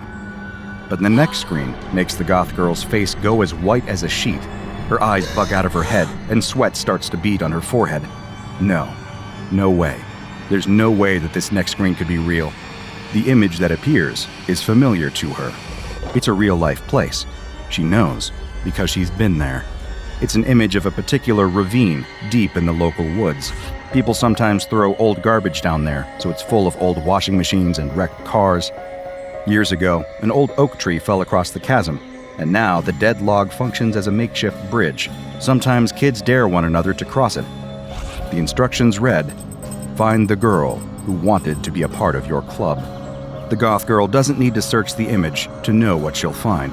She knows, deep in her heart, that the hidden object that she's being instructed to find will be a broken body lying at the bottom of the ditch, half hidden under old blankets and debris. How could this game know? She was so careful. She remembers last school year when that younger girl kept trying to usurp her place in her clique. It made her so mad. But that younger girl seemed to look up to her, to think of her as the leader of the group, and the one who she needed to impress in order to be accepted. That was good. The goth girl knew she could use that to her advantage. She told the younger girl to meet her in the woods by the old ravine late at night. Of course, it was nothing sinister. It was just for a little initiation test to prove that the younger girl could take her place as part of their gang. The younger girl was only too excited for her test. The goth girl was waiting at the ravine when her younger rival finally arrived. "I came as fast as I could," said the younger girl. "What do you need me to do?" "Listen, I see how you want to hang out with us," said the goth girl. "But you have to prove yourself if you want to be part of our group. But you have to understand, us goths, we embrace the darkness. We're not scared of the void. We only take the coolest and the bravest, the kids who aren't afraid of death. So you have to show me that you're willing to look eternity in the eye.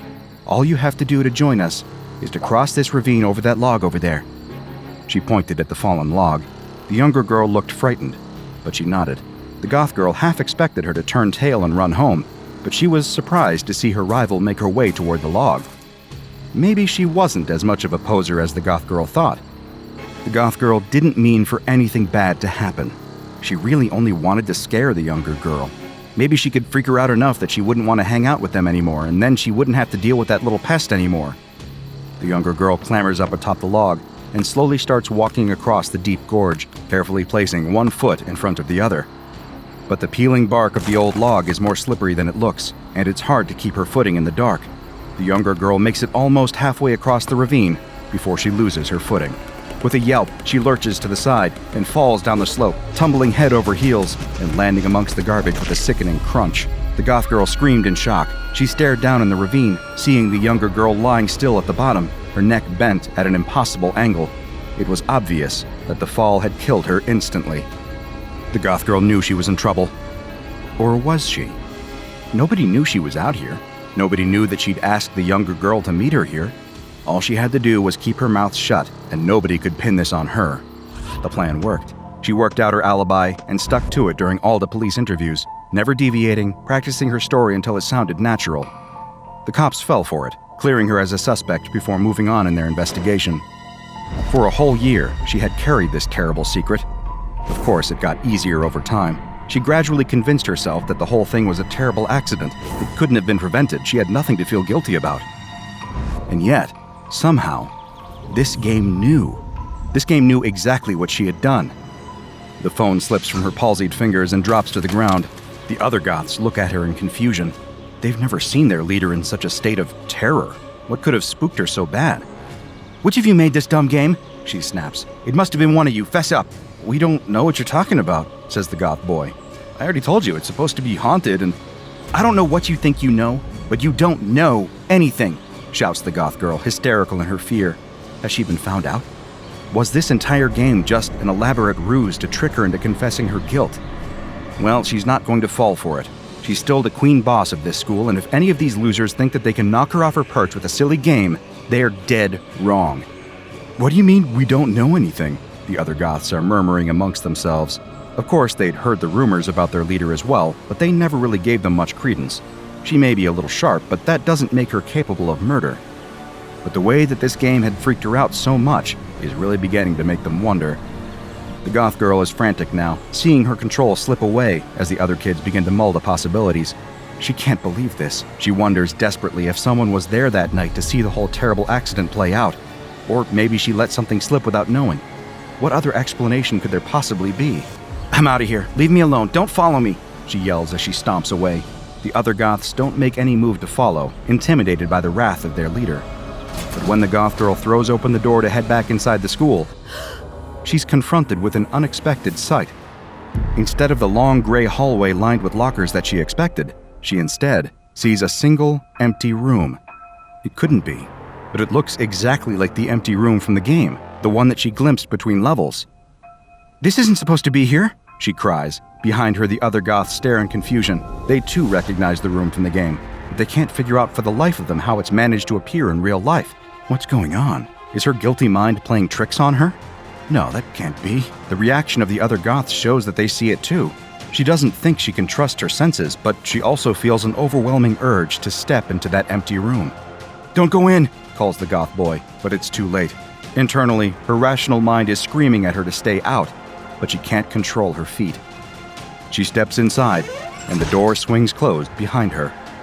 The goth boy runs to the door and yanks it open, hoping to help his terrified friend. But beyond the door, he sees nothing but the ordinary hallway that's always been there. The mysterious empty room is nowhere to be seen, and the goth girl has completely vanished with it. Not many people would say that SCP-1590, better known as the Book of Tamlin, is any fun. SCP-1590 is a downloadable app that has been designated as Euclid, and 7 copies of the game are currently held by the Foundation in a containment locker for experimentation purposes. Whenever the Foundation discovers new instances of SCP-1590, information technicians initiate an immediate DDoS attack on the hosting server, and an MTF is to be sent in to appropriate all hardware. Any systems that were able to download copies of the game before the DDoS attack should be infected with the COM-AMA computer virus to prevent unwitting innocents from playing the game. SCP-1590 is a 1 kilobyte program or application designed for use with touchscreen hardware such as tablets. Attempts to view SCP-1590's coding reveal only the numbers 1 through 66,666 in numerical order, but on the front end, SCP-1590 plays as a mostly ordinary video game in the hidden object puzzle genre. Like other hidden object puzzle games, the player is given a list of objects that they must find in a scene within an allotted amount of time. What makes SCP-1590 unusual, though, is that as the game progresses, the scenes and hidden objects become more personal to the player, often referencing traumatic or unsettling events from the player's life. It is not known how SCP-1590 is able to gain such intimate knowledge of a player, but since some players report that SCP-1590 seems privy to personal secrets that have never been revealed to another person, it is unlikely that it's just due to very good research on the part of the game's designers. The game always begins with the same dedication screen, containing the message, "To Joey, who taught me how to be cool." The dedication continues, listing another name who almost made it out. The second name changes with every playthrough, but is always the name of the previous person to play the game. The dedication screen is followed by an animated cutscene with a humanoid silhouette standing on the deck of what appears to be an oil tanker. The screen turns bright white, then returns to the oil tanker. A yellow wall, larger than the ship, has been added to the scene. The wall's appearance causes a wave to crash over the ship, waving the humanoid overboard. The screen fills with bubbles, and the words, "The Book of Tamlin" and "Start Game" appear overhead on the bubbles. The significance of this animated sequence, as well as the title, "The Book of Tamlin," if any, is currently unknown. When a player chooses Start Game, the title screen fades into an image of a cluttered room. The user is presented with a series of tasks, directing them to find objects hidden in the room image. The allotted time to find every object in a scene ranges from 1 to 12 minutes. Once the user finds every object in a scene, a set of doors appear on screen, and the player must choose one to progress in the game. The game continues through a random number of screens, labeled from 7 to 43. Eventually, if the user fails to find all objects in a scene within the time limit, the next scene will be an empty room. The words, "You've found out everything there is to find about the house. Now all you have left to find is the way out," appear on the screen. At this point, the game ends and cannot be replayed by the same user. The actual length of the game appears to vary from player to player, but even players who appear to win the game, always finding all hidden objects within the time limit, will eventually be shown the same end screen and receive the same message. As strange as the game is, what happens next is even stranger. Within 72 hours of completing the game, whether a player has ostensibly won or lost, the player will encounter the final room from the game in real life. They will find that some ordinary door, possibly in their home or workplace, no longer leads to the room it should lead to, but instead leads to the empty room from the end of the game. If someone other than the player attempts to pass through the door, they will find themselves not in the empty room from the game, but instead in the room that the door normally leads to. If the player passes through the door, though, they disappear into the empty room. Any tracking devices cease to transmit after the user passes through the doorway. The Foundation currently has no idea who or what is behind SCP-1590, or how the game manages to access users' memories. It's also not clear what purpose the game solves, whether it's intended as a therapy device to help subjects work through hidden trauma, or as an instrument of justice to punish wrongdoing. Either way, you might want to make sure you have a clean conscience before you download any new mysterious games for your phone. You never know when you might find yourself confronting the Book of Tamlin. It's a quiet morning in Lego City, until the robbery begins. Clients of Lego City's First National Lego Bank barely notice at first as men in dark suits with plastic black masks covering their faces slink into the room from every conceivable entrance and exit. When these same 10 sinister Lego strangers all pull out guns, everyone pays close attention. "This is a robbery," their leader says, while firing his gun into the air. "We don't want any heroes. If you try to disrupt our operation, we'll blow you into bricks."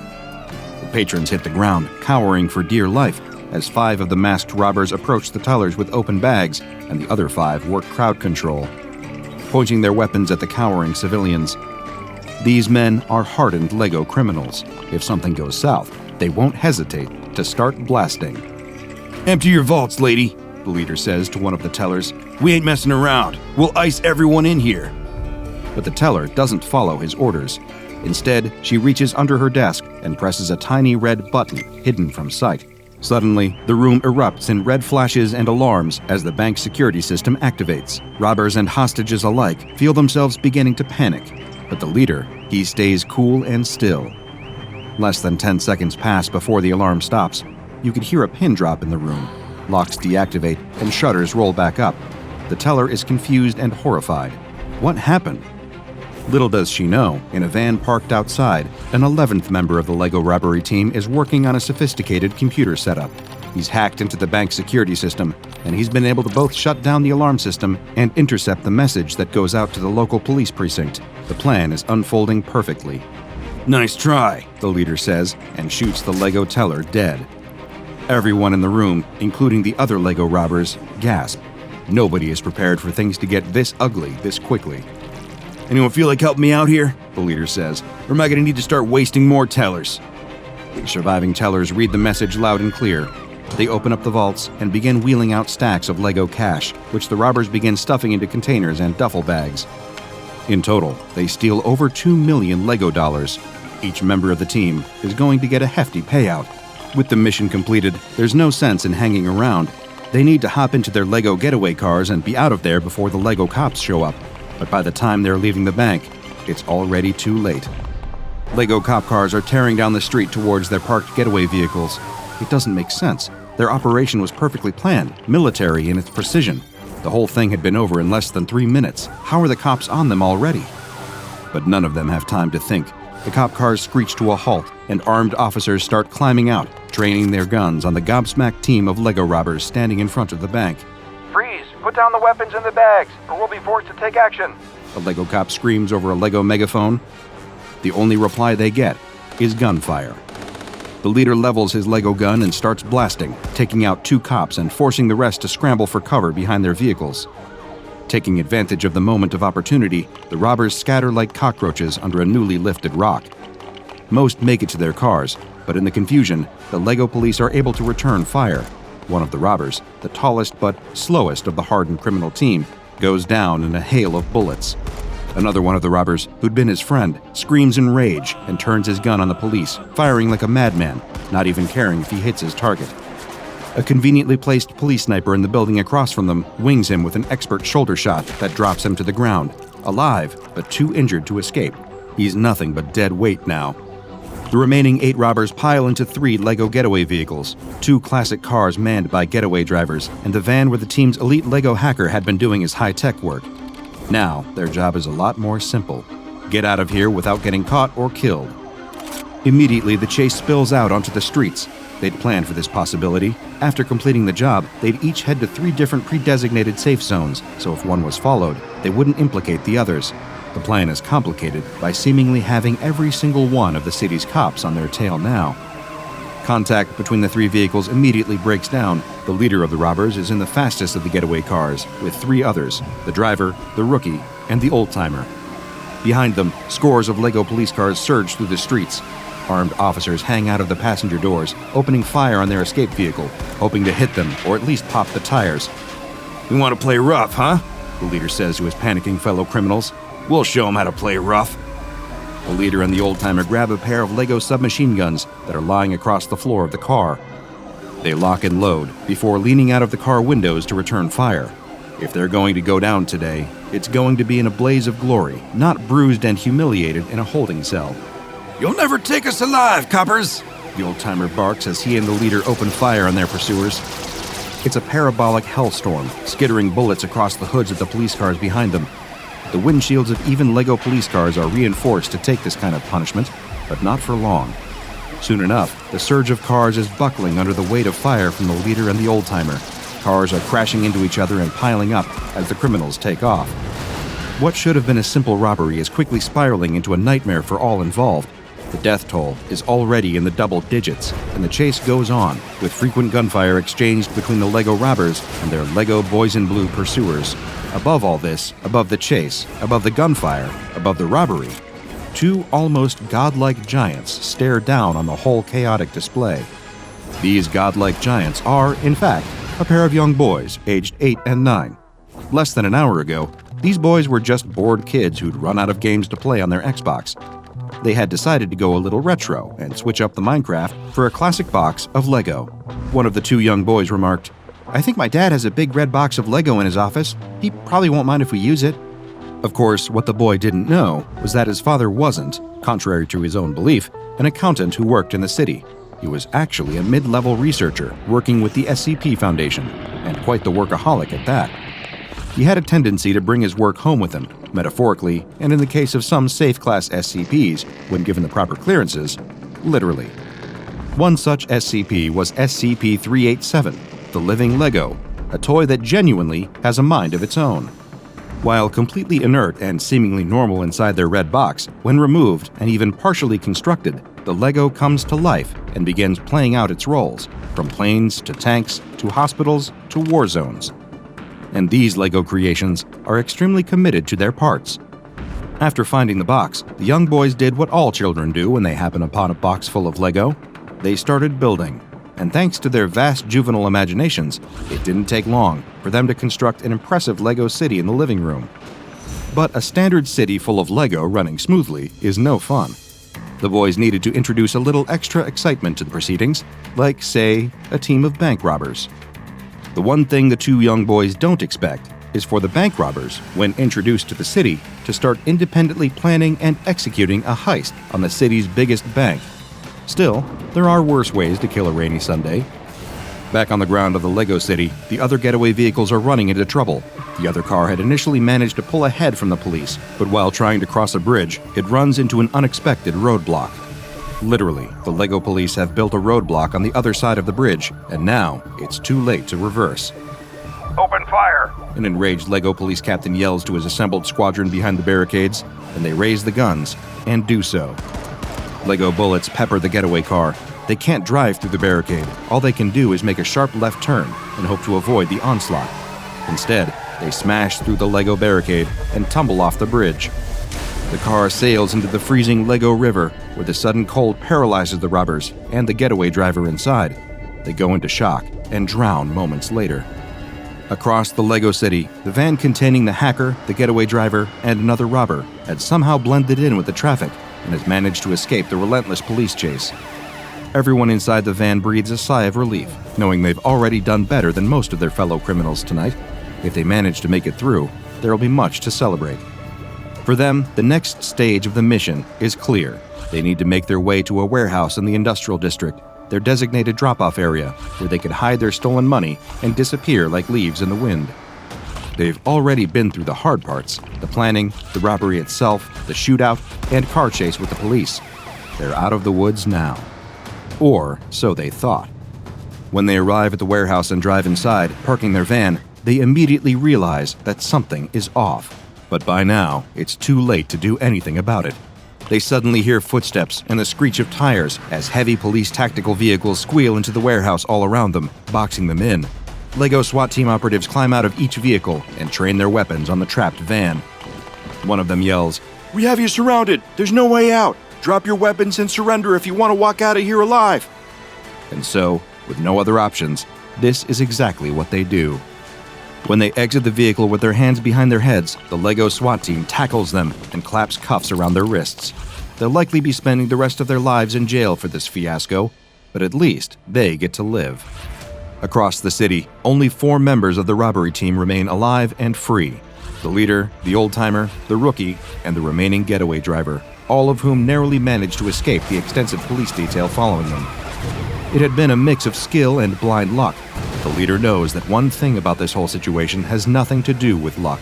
With all the planning they'd been doing and the disabling of the bank's security system, how had the police been on them so fast? There's only one logical answer. They'd been set up. One member of the team was secretly working with the Lego City police, and they'd sold the rest of them down the river. The leader doesn't know who specifically ruined this entire operation like that, but he intends to find out, and when he does, he's going to make them pay dearly for their betrayal. But for now, he stays quiet. He doesn't want to show all his cards before they made their way to the safe house, if it was even safe anymore. Still, they'll deal with that problem when they get to it. After a tense 10 minutes of silent driving, they reach the planned rendezvous point, another warehouse in the city docks, built against the section of blue carpet that the young boys who made this world intended to represent the ocean.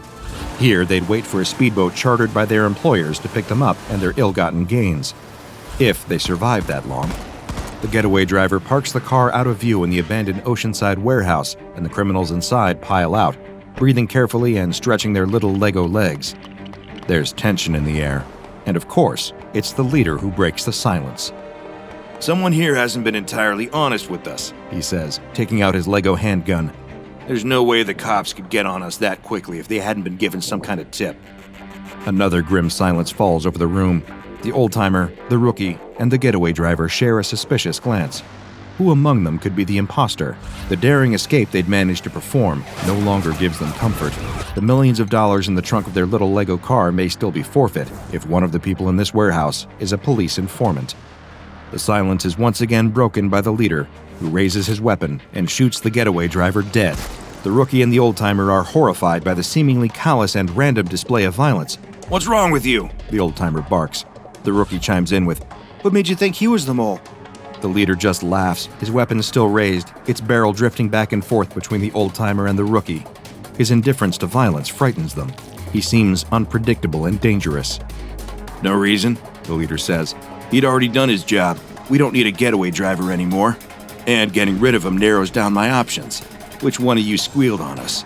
The rookie pulls out his own gun and aims it at the leader. The old-timer follows suit, not wanting to be left out. They now have a full-on Mexican standoff on their hands. Only the leader seems unfazed. The rookie says, "If what you say about there being a squealer is true, how'd you know it'd be one of us, not someone from the other teams?" The leader shrugs. "I can't know for sure, but I'm not going to take any chances."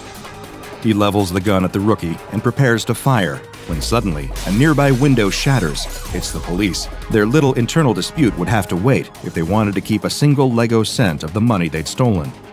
Heavily armed Lego police officers bust open the door with a battering ram, while others climb through the windows. It's another classic ambush. The leader and the old-timer turn their guns towards the invading Lego cops and start firing wildly, shooting some and scaring away others as they run towards the car. They can't escape here without the money. If they don't bring the money, then all this chaos was for nothing.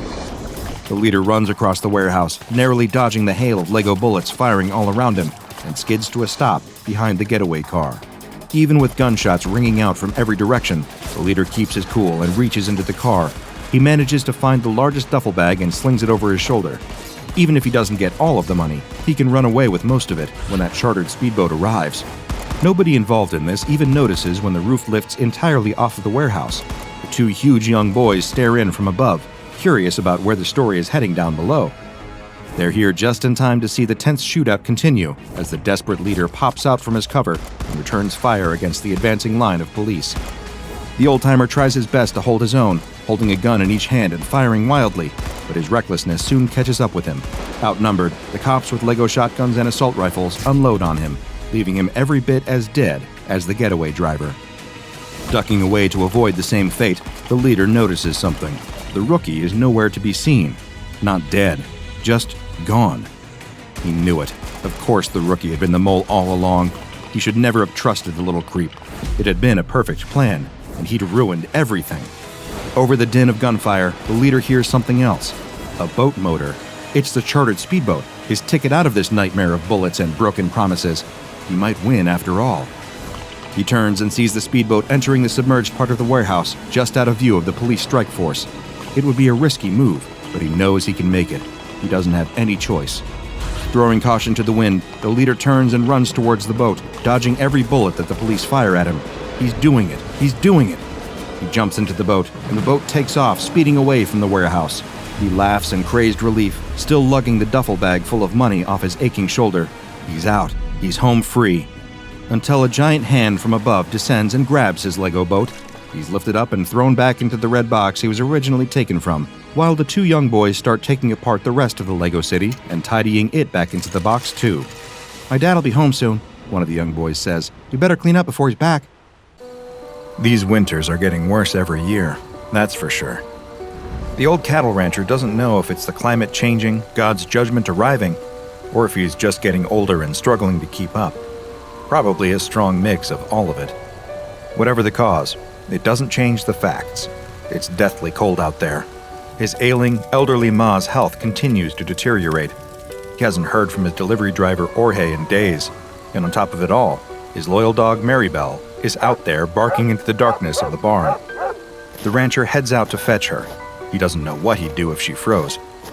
He whistles, but she doesn't look back at him. She just carries on barking up that road into the snowy night. The rancher wades through the snow and peers in the direction she's looking. "There's nothing there, girl. Get inside." But Maribel keeps barking. She's insisting. He looks again. Is that? The rancher takes off running up the road. All thoughts of cold immediately gone from his mind, he races towards the figure as fast as he can. His frozen fingers fumble at the zipper on his parka. Icy wind stabs the insides of his lungs. Maribel shoots off ahead of him. There, he pulls the zipper down and wrestles the thick coat off of his shoulders just as he reaches the tiny figure. He drops to his knees and throws the coat over the shoulders of the little girl standing alone in the snow. Quick as he can, he wraps it tightly around her, pulling the hood up and over her head. He takes her tiny shoulders in his hands and gives her a shake. "You okay? Hello? Can you hear me?" The girl sways for a moment, then collapses. He catches her, and in one deft motion, scoops her into his arms and takes off back down the road in the direction of his farm. Where the hell had she come from? There are no buildings around here for miles. No one uses that road except Jorge. And in this weather, she couldn't have walked all the way over those mountains. She'd have frozen solid. He bites the finger of a glove and pulls it off. With his bare hand, he clasps one of hers. By the feel of her skin, she pretty much is frozen solid already. He needs to get her warmed up, now. He kicks open the front door and bundles inside with a flurry of snowflakes and an anxious dog at his heels. The fire's not quite dead yet, so he rushes over to the hearth and lays the little girl down next to it. He can barely see her at all wrapped up in his enormous coat. She doesn't seem to be moving. "Ma, I'm home. I found someone." The rancher grabs 2 dry logs from the side and throws them onto the fire. He piles kindling high on top of them and blows steadily into the embers at the bottom. They glow and swell in size. No taking yet. He blows again for longer, and again. He feels his head starting to swim. A crackle, a lick of flame. It's taken. Panting, he turns back to the bundled-up coat on the floor with the child inside. Still no movement. A sickening knot tightens his stomach. What if she's... No, don't let yourself think that. Not yet. He reaches down and gently undoes the zipper on the parka. His trembling fingers push back the hood. She's pale, deathly pale. Her dark brown hair is wet and clings to her scalp. The tips are frozen. At a guess, she must only be 9 years old. Eyes closed, lips a sickening blue. But that's not the color that scares him the most. On her neck, there's red. Delicately as he can, the rancher takes the coat off her shoulders and hangs it up by the fire. She's dressed only in a plaid shirt, way too big for her. It looks like an adult's shirt, similar to an old one he used to have years ago. But on her neck, her hands, her feet, is that same deep red, layers of blood frozen to her skin. He sits back, his mind blank. He's seen that much blood before. Sure he has. When you work with cattle, it's an unfortunate part of the job. He's seen cows bleed out during childbirth. The girl in front of him, she's the same color as those orphaned calves that lie crying on the floor. A groaning sound fills the room. The rancher looks across at the armchair where his ma sits. She doesn't look at him, doesn't look at the girl on the floor. She just stares into the fire, same way she always does. Ma groans again, trying to express something she doesn't understand, being in a world without living in it. Ma, it's okay. Sorry if I startled you. We have a guest with us. But she just keeps on groaning and staring into the fire. The rancher buries his head in his hands and lets out a deep breath. Only the sound of his breath is joined by another, a tiny breath rattling and rasping through a damaged child's throat, trying its best to keep its host alive. The rancher opens his eyes and stares at the child. She isn't conscious, not by a long shot, but she's breathing, a little at a time. The icicles in her hair have turned into rounded droplets of water that glow by the heat of the fire. He snaps back to his senses. He's not doing her much if she's just lying there soaking wet. He runs off upstairs and grabs some towels and a fresh flannel shirt to wear. After several minutes of drying her off, he's confident enough that he's got most of the water off. There's still a lot of blood caked to her skin, but as far as he can tell, there's no wound anywhere that it could have come from. Brow furrowed, he leaves her under a bundle of blankets and fills up the kettle with water. Hanging it carefully over the fire, he walks over to the cabinet and fishes out a tin of cocoa from the top shelf. Hasn't been used in years, but should still be fine. He would make it with milk, but she's probably dehydrated. Lifting the kettle's lid with the poker, the rancher pours the brown powder inside and waits for it to boil. The little girl's eyes are open now. She's staring into the flames. Her lips are looking a little more pink, her skin a little more blotchy. You're safe here. Just stay by the fire and warm up a bit. You like cocoa? The little girl drags her eyes away from the flames. Her expression is mostly blank. She looks too tired to be confused. I don't know. I think you will. Ma always gave me cocoa. Okay. And with that, the farmhouse falls silent. The little girl stares into the fire. The rancher watches her, finally feeling the wave of exhaustion crashing over him. His ma has fallen asleep in her armchair. Only Maribel stays awake through the whole night, staying close to the little girl by the fire, occasionally licking her toes to try and warm them up. By the morning, the snow stopped, but the huge drifts remain. As the rancher walks across to the barn, he finds it hard to believe that just a few hours ago, the winds were whipping at his face as hard as they were. The world this morning is totally still. What the rancher finds even harder to believe is that there's a little girl in his house right now, fast asleep by the fire. He checked her forehead when he woke up this morning, and she miraculously hadn't caught a fever. She couldn't have been out in that weather for too long, but it only made the question more mysterious. Where did she come from? Maribel didn't get up this morning. From all of the excitement last night, she must have been too tired for today. Walking through the crisp morning air, he can't really blame her. He shoulders the barn door open. A column of steam curls out of the opening. All of that warmth, humidity, and cattle smell is strangely comforting this morning. But as the rancher goes around checking on all the cows inside, he very quickly discovers a problem. They're thin. Way too thin. Some of them look to be on the verge of starvation. He'd missed it last night as he drove them down in the dark, but in the warm glow of the barn's lights, it's unmistakable. These cows haven't been eating properly. He pours out several sacks of grain for them into the troughs, and they all gather around hungrily, filling both their stomachs as fast as they can. The rancher leans on the railing for a moment, confused. Even in this cold, there was still plenty of green grass for them up on the ridge. That's why he'd taken them up there. They should have had no trouble eating until the snow came in last night. He doesn't like this one bit. Last time Jorge had driven down and collected some of the meat, he'd had a few questions about the quantity being smaller than usual. Were the cows sick at all? Not that the rancher could tell. But now, looking at them, it's clear as day. Something's up. You hungry? The little girl nods. They sit across the table from one another, eating homemade bread and soup. Ma stays over by the fire. Maribel slowly wanders over to the kitchenette and flops down on the floor, exhausted. Where are you from? The girl shrugs her shoulders. You know how you got out here? Remember anything from last night? The little girl just eats her soup and shakes her head. She doesn't look particularly scared or worried, just a little confused. Where are your parents? Do you have parents? Again, the little girl shrugs. The rancher sits back and folds his arms. He's tried to call into town, but his phone line's gone out in the blizzard. Not much to be done until the snow clears. He's got a good relationship with the police around here. If he explains the situation, then it'll all be okay. What do you know? Can you remember anything from last night? It was dark. The girl slurps her soup. I was hungry. So hungry. Then I saw the light and I went towards that. My car? No. Well, yes, later on it was your car, but before it wasn't. What was the light then? Where were you? I don't know. It was just the light. Now he's even more confused, but try as he might, the rancher can't figure any of it out, and try as she might, the little girl can't remember anything more precise than that.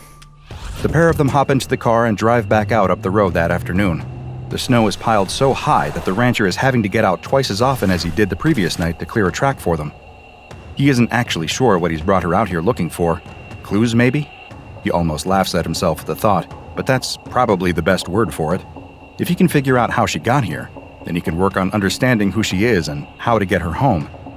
There's the damage to the phone line. One of the masts has collapsed, sagging heavily on the lines. That's not something he can fix on his own. No, sir. Looks like he'll have to wait for the snow to melt before making any phone calls again. That could be in 1 week. That could be in 3 months.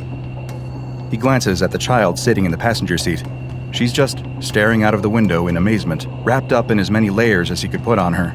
They may be stuck together for a while. A lurch. The pickup plunges dangerously to the left. The rancher slams on the brakes and it comes to a stop just in time. A large chunk of snow in front of them comes loose and slips off the side of the road. It tumbles down into a gully that he hadn't even spotted. With all this snow on the ground, he has no frame of reference. Everything is just white. Stay here. The rancher opens the door and climbs out. He wishes Maribel was with him, but she'd wanted to stay home again. Poor dog.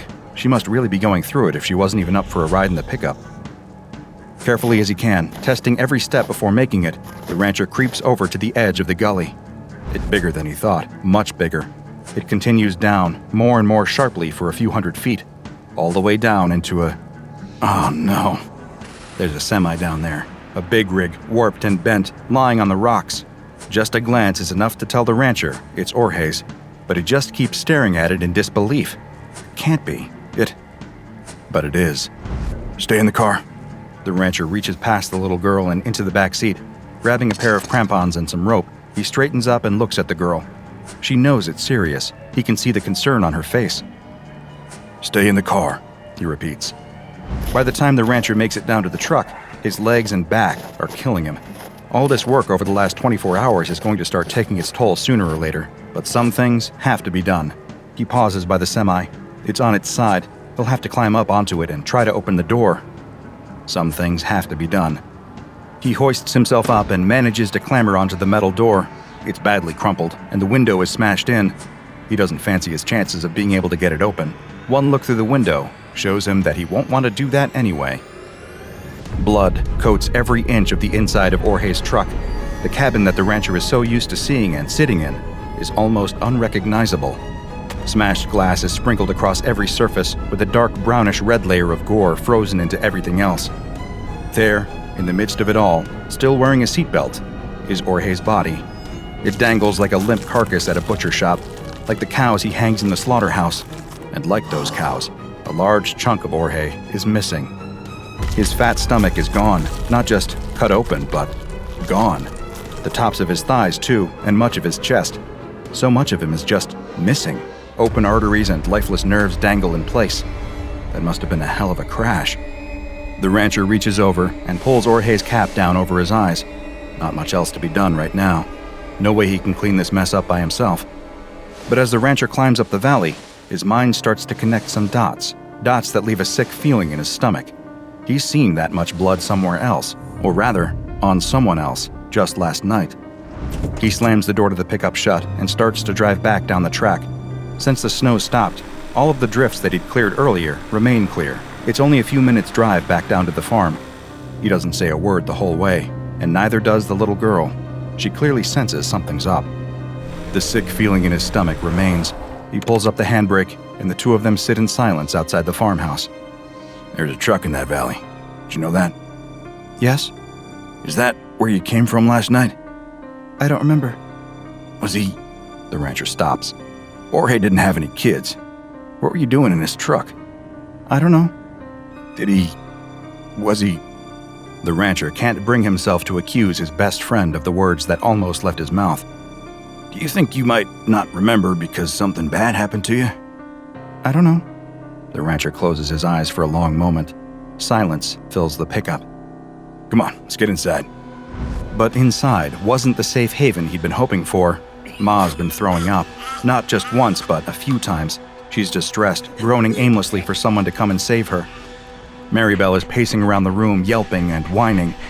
The rancher immediately goes upstairs to get some rags to clean up with. Perfect timing, as usual.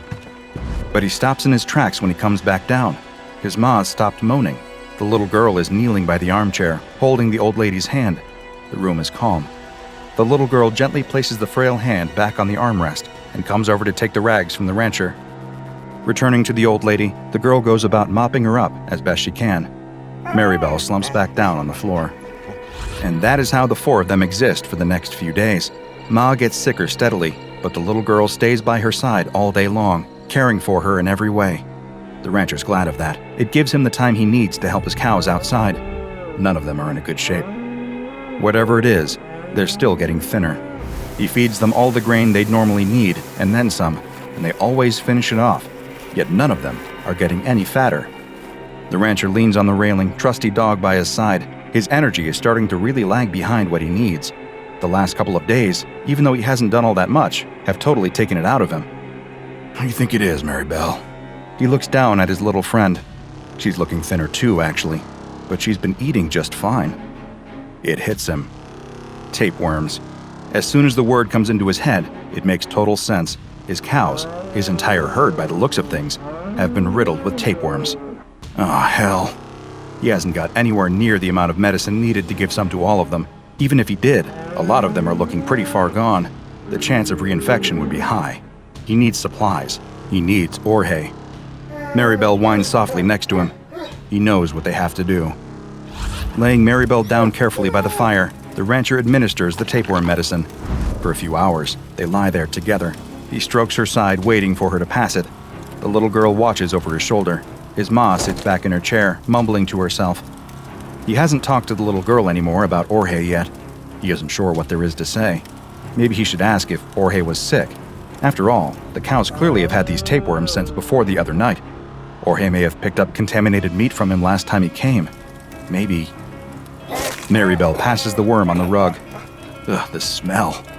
The rancher uses the tongs next to the fire to pick the worm up. It's long and pale, and dead. He tosses it into the fire and puts the tongs in the flames for a bit to sterilize them. The worm sizzles and pops in the flames. The sound makes his stomach crawl. The rancher glances around and sees the little girl staring at the tapeworm. He looks past the girl to his ma sitting in the chair. Her turn next. But as that night and the following morning reveal, it's too late. His ma's groans turn into cries of pain. She openly sobs by the fire, clutching at her stomach. Every time the rancher tries to give her the medicine, she just vomits it back up. Each time she vomits, there's more and more blood mixed in. The little girl gets more and more upset. It's not fair on her to have to witness something this traumatic and disgusting. There's nowhere else for her to go. She shouldn't even be here at all. The fact that she is means she has to help. That's all there is to it. By sunrise, his ma has passed away. There is nasty red bruising all across her abdomen, which tells him she must have bled out internally from this worm. He'd been too late to realize what was wrong. Too late with the cows, and too late with his ma. He covers his ma with a blanket and tells the little girl not to go and wash her hands. He needs to check on the cattle. Sure enough, during the night, a handful of them died too. The calves. They were the ones to go first whenever something like this happened. Mother cows stood over their calves, licking their heads, willing them to wake up. The rancher drags each body out to the back and burns them. He can't risk any more contamination. As the carcasses burn, he allows himself to cry. But when the rancher comes back into the house, it's full of noise, a noise that takes his brain a long time to comprehend. Crying, but not his own, not the little girl either. No, it was a new sound. It was a baby, a newborn child screaming at the top of its lungs. The rancher can't believe what he's looking at. The little girl is sitting at the hearth with Maribel at her feet. In her arms, drenched in blood, is a baby. The girl looks up at him and smiles sweetly. "It's a boy." Then she turns around to his ma's body under the blanket. A sickening red patch soaks through the fabric, right over where her stomach would be. "What the hell happened here?" "I've got a little brother." Securing and containing SCP-1003 has proven challenging. This is largely because the tapeworm that causes all of this damage is virtually indistinguishable from Echinococcus granulosus, the common variety of tapeworm that causes hydatid disease. The tapeworm, designated SCP-1003-1, follows the same life cycle as other regular worms. Its eggs come into contact with an animal through contaminated meat, saliva, or unclean surfaces and are ingested. Once inside the gut, they grow and latch onto the inside of the digestive tract, where they feed on the nutrients of the food traveling past them, steadily growing bigger and stronger. Once mature, they lay eggs, which pass out in the animal's excrement to continue the process. Infections spread quickly, particularly in unsanitary conditions amongst livestock, and can often be difficult to contain, as by the time the symptoms, nausea, weight loss, fever, start to manifest in the infected, the worms have likely already reproduced and have a new generation growing in the guts of other animals. As far as the Foundation is aware, SCP-1003 follows this normal pattern in all observed animals except humans.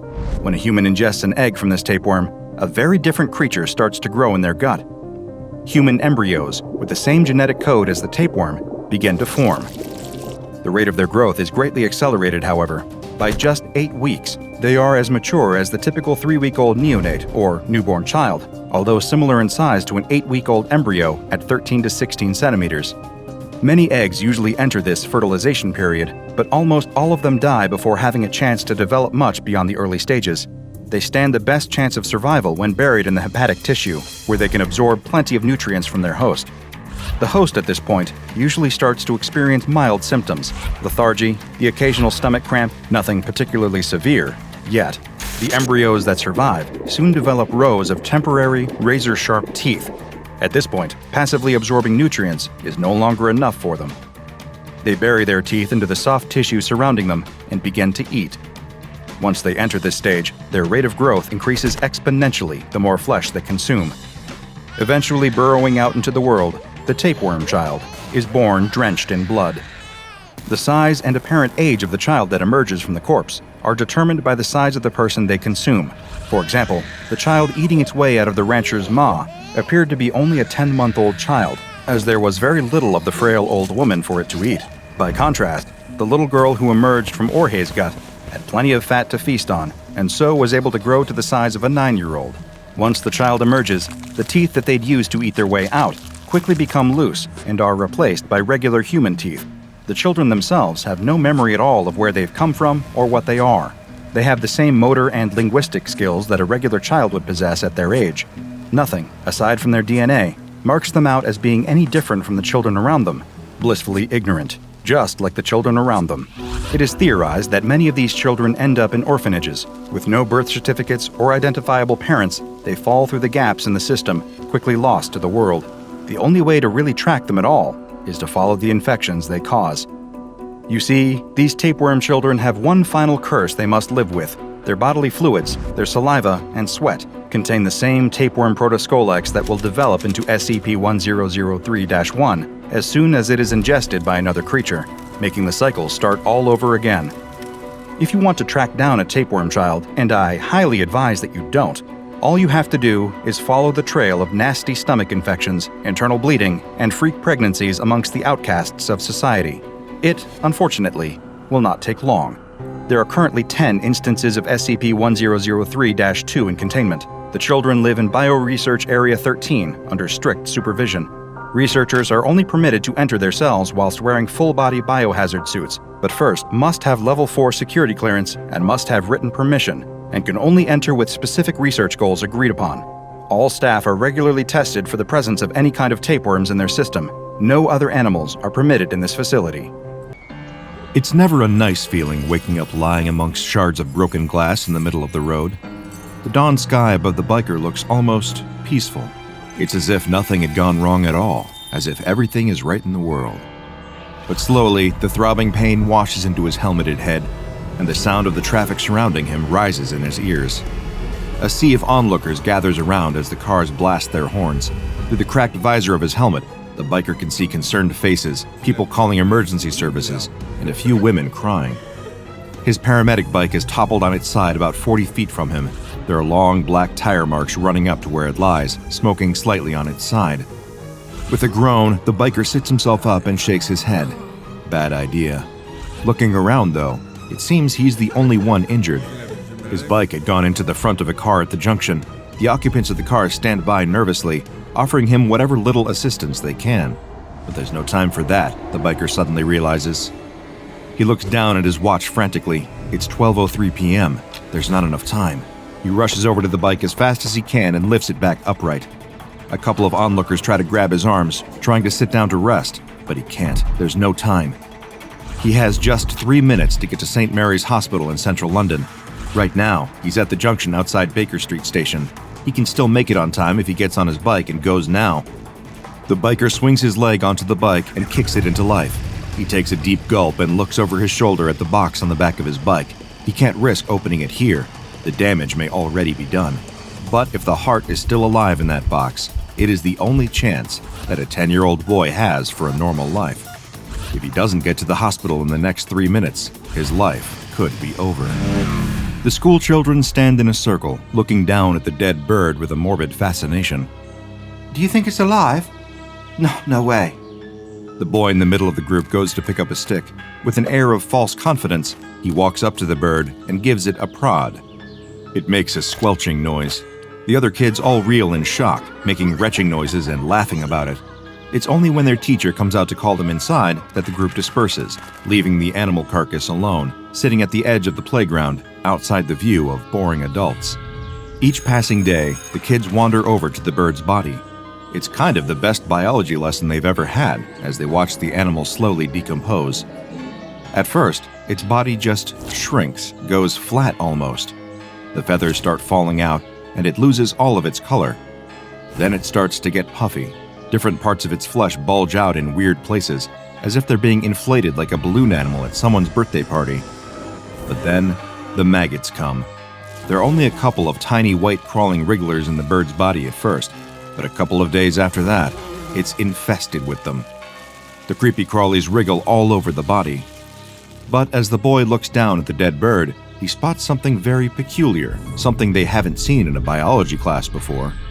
There's a red maggot, wriggling and crawling in amongst the rest of the creepy crawlies. It squirms like the rest of them, but even over the course of the school day, it quickly grows larger than any of the others. What do you think it is? The boy stares at it. It looks like a worm.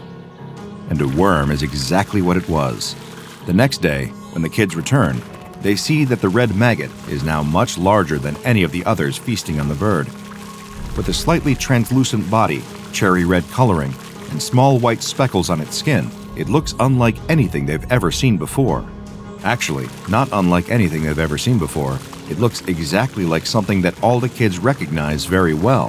In fact, one of the kids has a bag of them right now that he's chewing on. A candied worm. The kids stare in curiosity, first at the bag of candy that their friend has in his hand, and then down at the worm, slowly eating its way through the decomposing bird. As far as their eyes can tell, the two things are exactly the same, except of course that the one eating the bird seems to be alive. Kids being kids, the next thing that happened was sort of inevitable. One dares the boy to eat it. He almost retches in disgust. There's no way he's even touching it. And then, another one of the children throws down the poison chalice and dares him. The boy stands there nervously. He knows that he's not allowed to eat worms.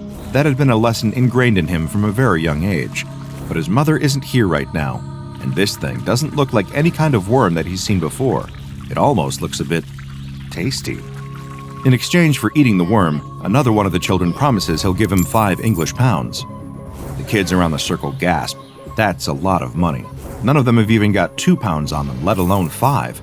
Think of all the sweets you could buy with that kind of money. But the boy is adamant. He puffs his chest out, he stands up tall, and he nods firmly. 5 pounds, or he wouldn't do it. After some intense schoolyard debate, the deal is sealed. As the boy lies in bed that night, staring at the ceiling and grumbling, he knows that he is not happy about what his friends have done to him today. He's going to get them back for this. Only he's getting a bit of a tummy ache. Getting is the wrong word. He's had a tummy ache for most of the evening. What he's experiencing now is heartburn. It feels as if something is crawling in his chest. The boy just ignores it. It's probably just his worries about the worm inside of him. He chewed it up pretty well. There's no way that it's still alive in him, surely. His uneasy sleep is punctuated by rotten dreams. Dreams in which he finds himself lying on the floor and his playground lying on the ground at school, unable to move as people gather around him to poke him with a stick. He feels his skin covered with maggots. They even crawl across the surface of his eyes. In his chest, there's a searing pain. The boy wakes with a start as he feels his heart pounding, thudding against his ribs. It's agonizing. Adrenaline courses through him as he sweats off his face. Crying out for his mom, the boy lies there in bed, feeling the heart attacking his system. When you decide to become a surgeon, you have to accept that you're not going to get very much sleep most nights. In fact, it's more than that. You have to not only accept that you won't get much sleep most nights, but you also have to be at your absolute best when you've had no sleep and it's the middle of the night. With over 40 years under his belt, the surgeon doesn't need coffee anymore, even when the junior doctor offers it to him as he strides toward the operating theater. Instead, he asks them to fill him in on the situation. Who's his patient? What's going on? What needs to be done? The doctor accompanying him reads the notes in a calm but hurried voice. They haven't got much time on this one at all. At any moment, the boy's heart could give out. The surgeon asks what's wrong with the organ, and the doctor looks at his notes in apparent confusion.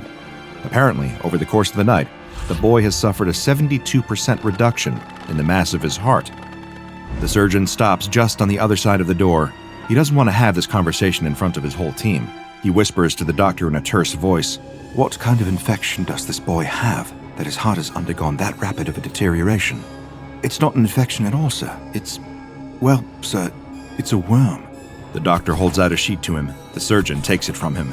He looks down at the x-ray to see a scan of the boy's chest cavity.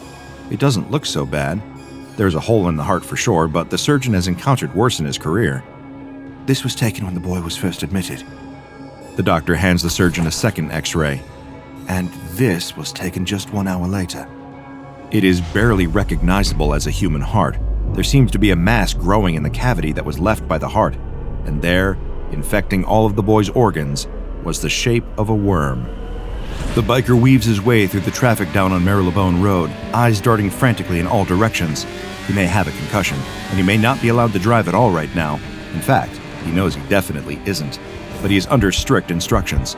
This heart needs to get to St. Mary's Hospital before it's too late.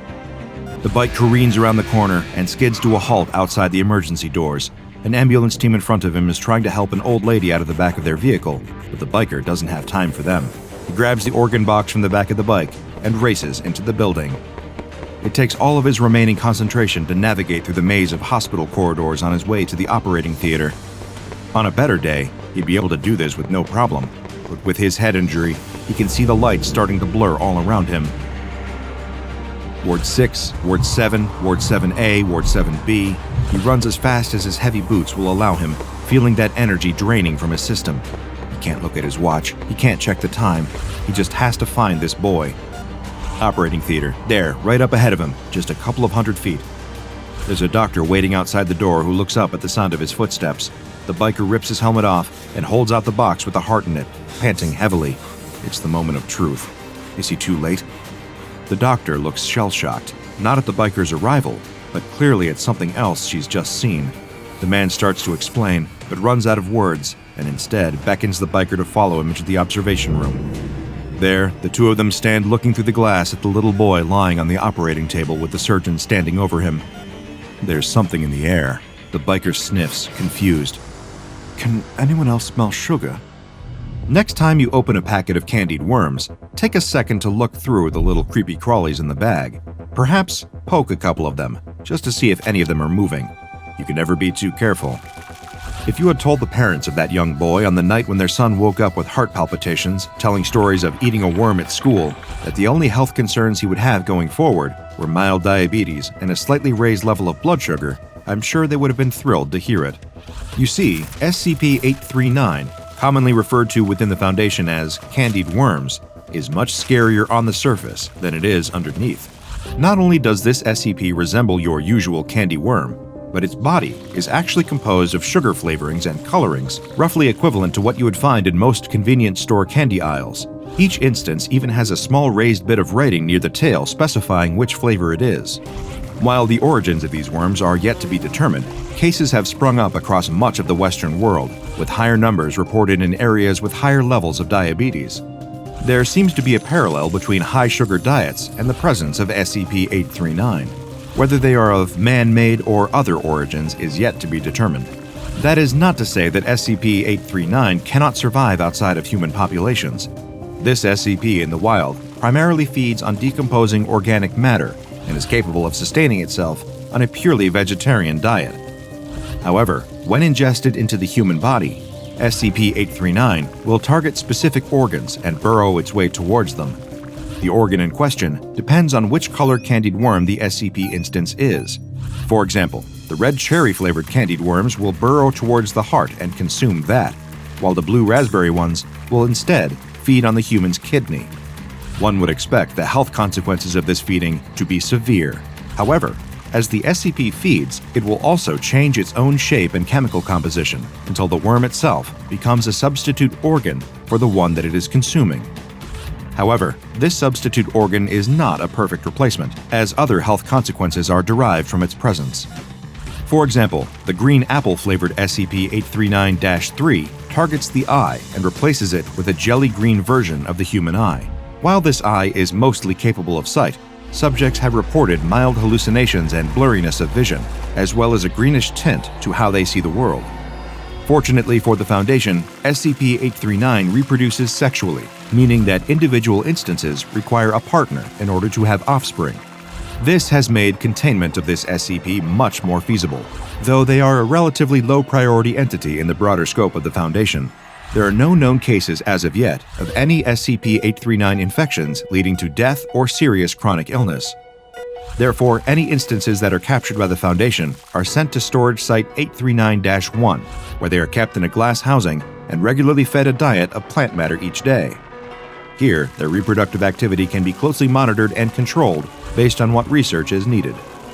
Those infected with SCP-839 instances can continue to live long and healthy lives, with only minor health complications arising. Therefore, the Foundation is comfortable allowing a reasonable number of cases to go unexamined in the world. So, like I said, for next time you open up a bag of candied worms, maybe just give them a quick poke. You could be saving yourself a trip to the hospital and a lifetime dependence on insulin. The boy and his father have spent the entire morning cleaning out the basement of the boy's grandfather, and the boy is absolutely exhausted. After yet another trip up those rickety cellar steps, the boy collapses onto the old living room couch. He can still hear his father puttering around downstairs, yelping and gasping in surprise every time he finds some memento of his childhood stashed among the debris. The boy sighs in annoyance. He doesn't really know his grandfather, so he doesn't feel any sense of loss as they tear through the boxes and bags in the basement. His father, however, insisted that the boy come along. "It'll be good for us to spend some time together," he said, and the boy suspects that his father is trying to deal with his own guilt about his strained relationship with the boy's grandfather. Perhaps he hopes that a day of father-son bonding is just what they need to make sure that they don't grow apart as his father did with his grandfather. The boy, however, doesn't think that cleaning out a musty old basement should qualify as effective father-son bonding. It's super boring. Worse, it turns out that the boy's deceased grandfather was an absolute hoarder who couldn't throw anything away, so the house is filled with all sorts of worthless garbage. The boy groans. His feet ache from traipsing all those stairs, and his back aches from carrying boxes. He thinks that he deserves a little break.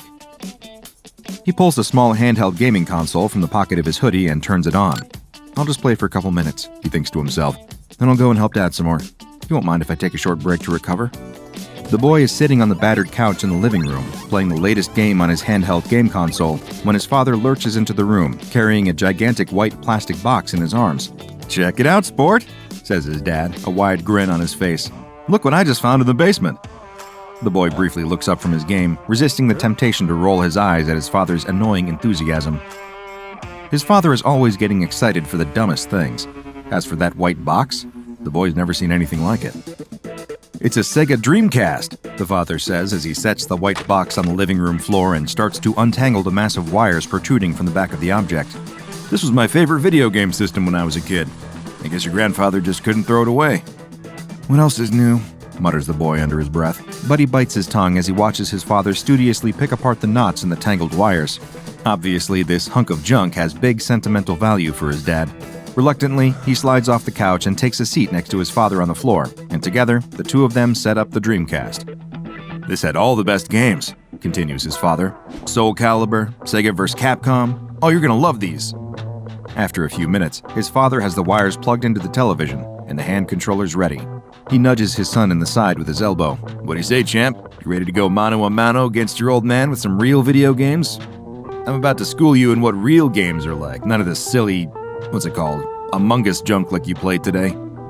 "It's not called Among Us, Dad," mutters the boy under his breath, but his father is already distracted pulling out old games. His father holds up a CD clamshell and pries it open, revealing a stack of silvery discs. "And look at this, all my old games too." The boy tries to contain his boredom as his father rattles off a list of his favorite old video games, none of which are familiar to the boy. But eventually, his father reaches one disc that isn't familiar. "Eurythmics?" he says, squinting at the title embossed across the disc. "I don't remember this one. I wonder if your grandfather got it after I moved out." The father pauses as if overcome with emotion. The boy can imagine what his father is thinking. Did his grandfather buy this disc knowing how much his father loved his Dreamcast video games and hoping that maybe it could serve as a reconciliation present between them? That's exactly the sort of dopey, sentimental thing that his dad would think after spending all morning going through his grandfather's junk and reminiscing about what could have been. It looks like it's some sort of dance game?" prompts the boy, hoping to get his father to focus more on the game than his feelings of nostalgia and loss. "Oh, right, says the father. "I wonder why Grandpa had this when he didn't have a dance mat to connect. Maybe you just have to hit the control buttons in rhythm? He holds it up, the reflective disc shining brightly in the light of the overhead lamp, and the boy stares at the silvery disc in confusion. He's seen pictures of CD-ROM discs before, in old catalogs or even movies, but he's never seen one in real life. Who even uses discs like that anymore? Everything's just downloadable from the internet these days. "What is that anyway?" asks the boy. "A CD?" "This is not a CD," says his father, a slight edge of annoyance in his voice. The boy rolls his eyes. His father is always acting like he should be familiar with the outdated dinosaur technology of his father's youth. When will his dad learn? Just because this junk was important to his father when he was growing up doesn't mean that it's still important to the next generation. The boy holds his tongue, knowing that his father will probably start to sulk if he's reminded that time marches on, and that he's no longer as hip and with it as he likes to think he is. "It's a GD-ROM," says his father, as if those words are supposed to mean anything to the boy. "It stands for Gigabyte Disk Read-Only Memory." The boy has no clue what that means, and he hopes that his father isn't about to start a lecture on the different kinds of obsolete video game tech that he's suddenly decided are so vitally important for his son to know about. Luckily, his dad doesn't launch into a long-winded talk. He's too curious about what's on this mysterious disc to bother about that now. The father shoves the disc into the Dreamcast and settles down on the floor, gripping the controller with both hands. He's as excited as a kid in a candy store as he waits for the screen to boot up. The boy can't remember the last time that his father has been so eager for anything. But his excitement is short-lived as the first loading screen boots up. A cheerful, happy melody plays from the Dreamcast speakers. The game title, Eurythmics, flashes on screen with options for 1 or 2 players listed below it.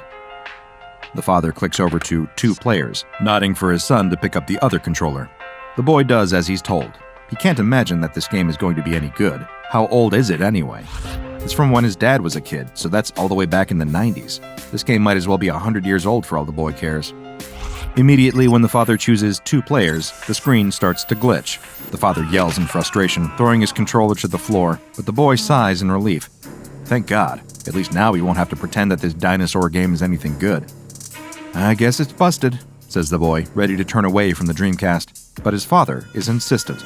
No, it's just warming up. Watch, I'll fix this. He grabs his controller and tries to click on 2 players again. The screen only glitches more. Okay, just give me a minute, says the father. If this doesn't work, I'll just take the disc out and blow on it. I'm sure that'll work. The boy stares in confusion. It's a disc, not a cartridge. He doesn't see any way that blowing on it will have any effect. His father is just desperately grasping at straws, upset that his attempt at father-son bonding is being thwarted. Meanwhile, the cheerful loading screen music starts to fray, stuck repeating a single reverberating note that gradually degenerates into a tuneless cacophony. The pixels shimmy and wobble on screen, the image fracturing worse and worse as the father struggles to get the game console to respond to his commands. The boy watches the screen with disinterest at first, but then... Wait, what's going on? The more he stares at the screen, the more the random noises and broken graphics seem to form into something strange, something unknowable, but also something vaguely coherent? He blinks in confusion, his jaw dropping. He wants to call his father's attention to the bizarre formations on screen, but his father is too busy wrestling with the controller to notice the effect that he's having. Dad, look at the screen, says the boy, grabbing his father's shoulder and pointing. Huh? What is it? Did it work? What the... The father furrows his brow in confusion as he notices the wildly oscillating image on the TV screen for the first time.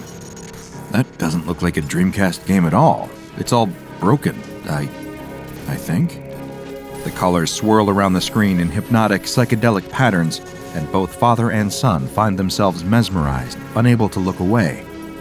The boy is only vaguely aware of what computer graphics in the late 90s would have looked like, but he's reasonably sure that no underpowered 90s console could produce something this wild.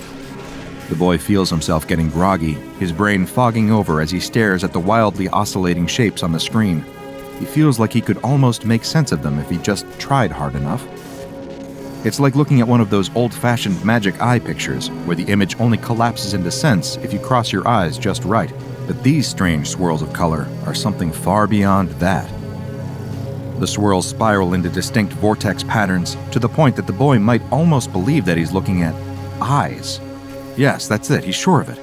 He wants to panic as he becomes aware of the sensation of being watched. He feels like something beyond the screen, some malevolent entity, has somehow gained access to his world via this video game, and is now watching him, sizing him up like a predator would size up its prey. He can't think of anything except those staring eyes with their rotating pupils. He wants to fall forward and disappear into the eternal nothingness of those awful eyes. Next to him, his father is silent. Like the boy, he's also enraptured by the infinite eyes on screen.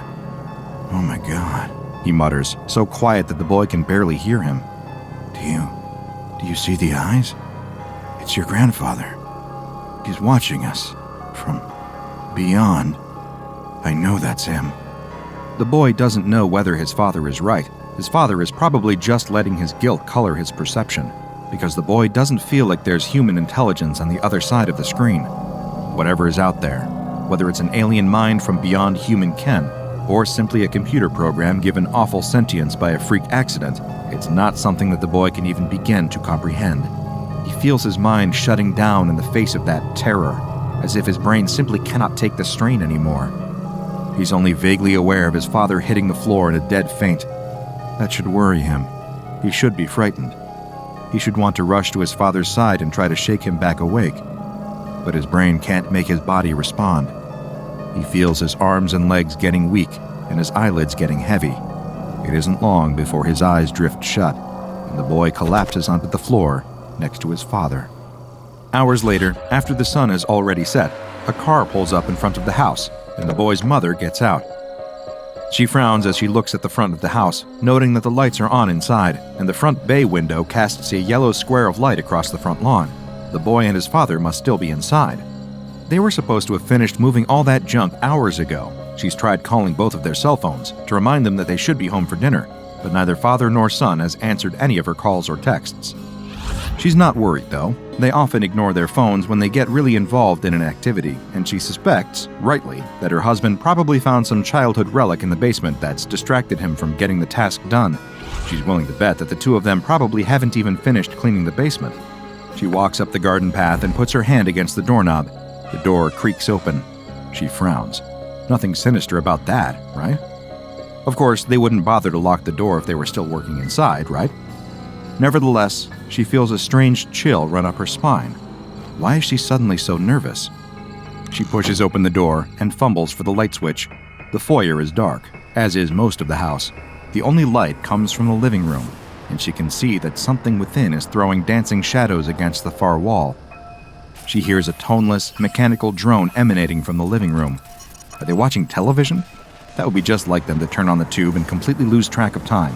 But what TV show would make an awful din like that?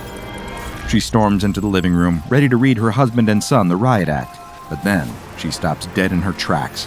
Her husband and son are here all right, but they're lying in crumpled heaps upon the floor, staring glassy-eyed at the ceiling. She screams as she rushes to her husband, praying that she's wrong, that they're just playing a prank on her, that they just got tired and lay down on the floor to rest. But as she presses her finger against his wrist, she feels that he's cold and lifeless. He's dead, and has been for hours. Her son, pale and cold and lifeless, lies next to him. She looks up, her gaze connecting with the television screen. It continues to flash vacillating images in an erratic loop, nonsense static that she can't understand. But if she didn't know better, she might almost feel like it's watching her. The strange, swirling eyes stare back, unblinking and eternal. What started as a misguided attempt at father-son bonding time ended in tragedy, because those GD-ROM discs weren't ordinary discs at all, but rather instances of what the SCP Foundation has dubbed SCP-4904. SCP-4904 is a set of 7 modified GD-ROM discs manufactured by the Sega Corporation. SCP Foundation agents have been able to pinpoint the date of manufacture of each disc sometime between 1997 and 1999. The GD-ROM was a proprietary format originally used for the Dreamcast video game console, developed by Yamaha as an answer to fighting the piracy that was rampant among more standard compact discs, and to offer increased storage capacity without the expense of the fledgling DVD-ROM. The GD-ROM seemed promising at the time, as it had a storage capacity of a full gigabyte, 42% higher than conventional CDs. Ultimately, though, GD-ROMs failed to catch on and were quickly outpaced by DVD technology. The 7 discs in the SCP Foundation storage are visually indistinguishable from non-anomalous GD-ROM discs, except for their serial numbers. The serial numbers give some indication of the mystery behind their origin, revealing that they were created by Sega's enigmatic R&D-0 division during the height of the 90s console wars. It is estimated that R&D-0 produced a total of between 60 and 100 experimental GD-ROM discs similar to those in SCP-4904, but the rest of the production line is currently unaccounted for. Each SCP-4904 GD-ROM contains one Sega video game, including Sonic Adventure, Sega Rally Championship 2, House of the Dead 2, Sega Bass Fishing, Godzilla Generations, Virtua Fighter 3 TB, and an unreleased 3D rhythm game by the name of Eurythmics. But the result when anyone tries to play any of these different games is always the same. When an instance of SCP-4904 is fed into a Dreamcast console, it causes the optical disk drive's reader to move in unpredictable ways, accessing disk data seemingly at random. At first, the game boots up as expected and seems perfectly ordinary, but when a player progresses past the loading screen, the game very quickly becomes illegible. Sprites and assets blend into each other in asymmetrical chunks, maps recursively render onto other maps, and soundtracks transform within seconds into incessant, oscillating noise. A perfunctory glance at the results seems like absolute chaos, but eventually, observers will start to notice patterns within the noise. These eventually coalesce into complex renderings of landscapes and figures wildly inconsistent with the content of the original games, and computationally impossible for 1990s-era video game hardware to render. Repeated tests by SCP Foundation agents have turned up a recurring motif in the images shown by SCP-4904, spinning discs that resemble malevolent eyes. SCP agents hope that research into R&D-0 and the man responsible for the disc's creation might help to explain the reason or the purpose of SCP-4904. R&D-0's former lead hardware programmer Ken Matsuya has said on record that the team encountered numerous problems in implementing the disk's anti-piracy encryption measures. The result was unplayable. Frustrated by this failure, Sega ordered that the encryption project be abandoned and the prototype disks quietly destroyed.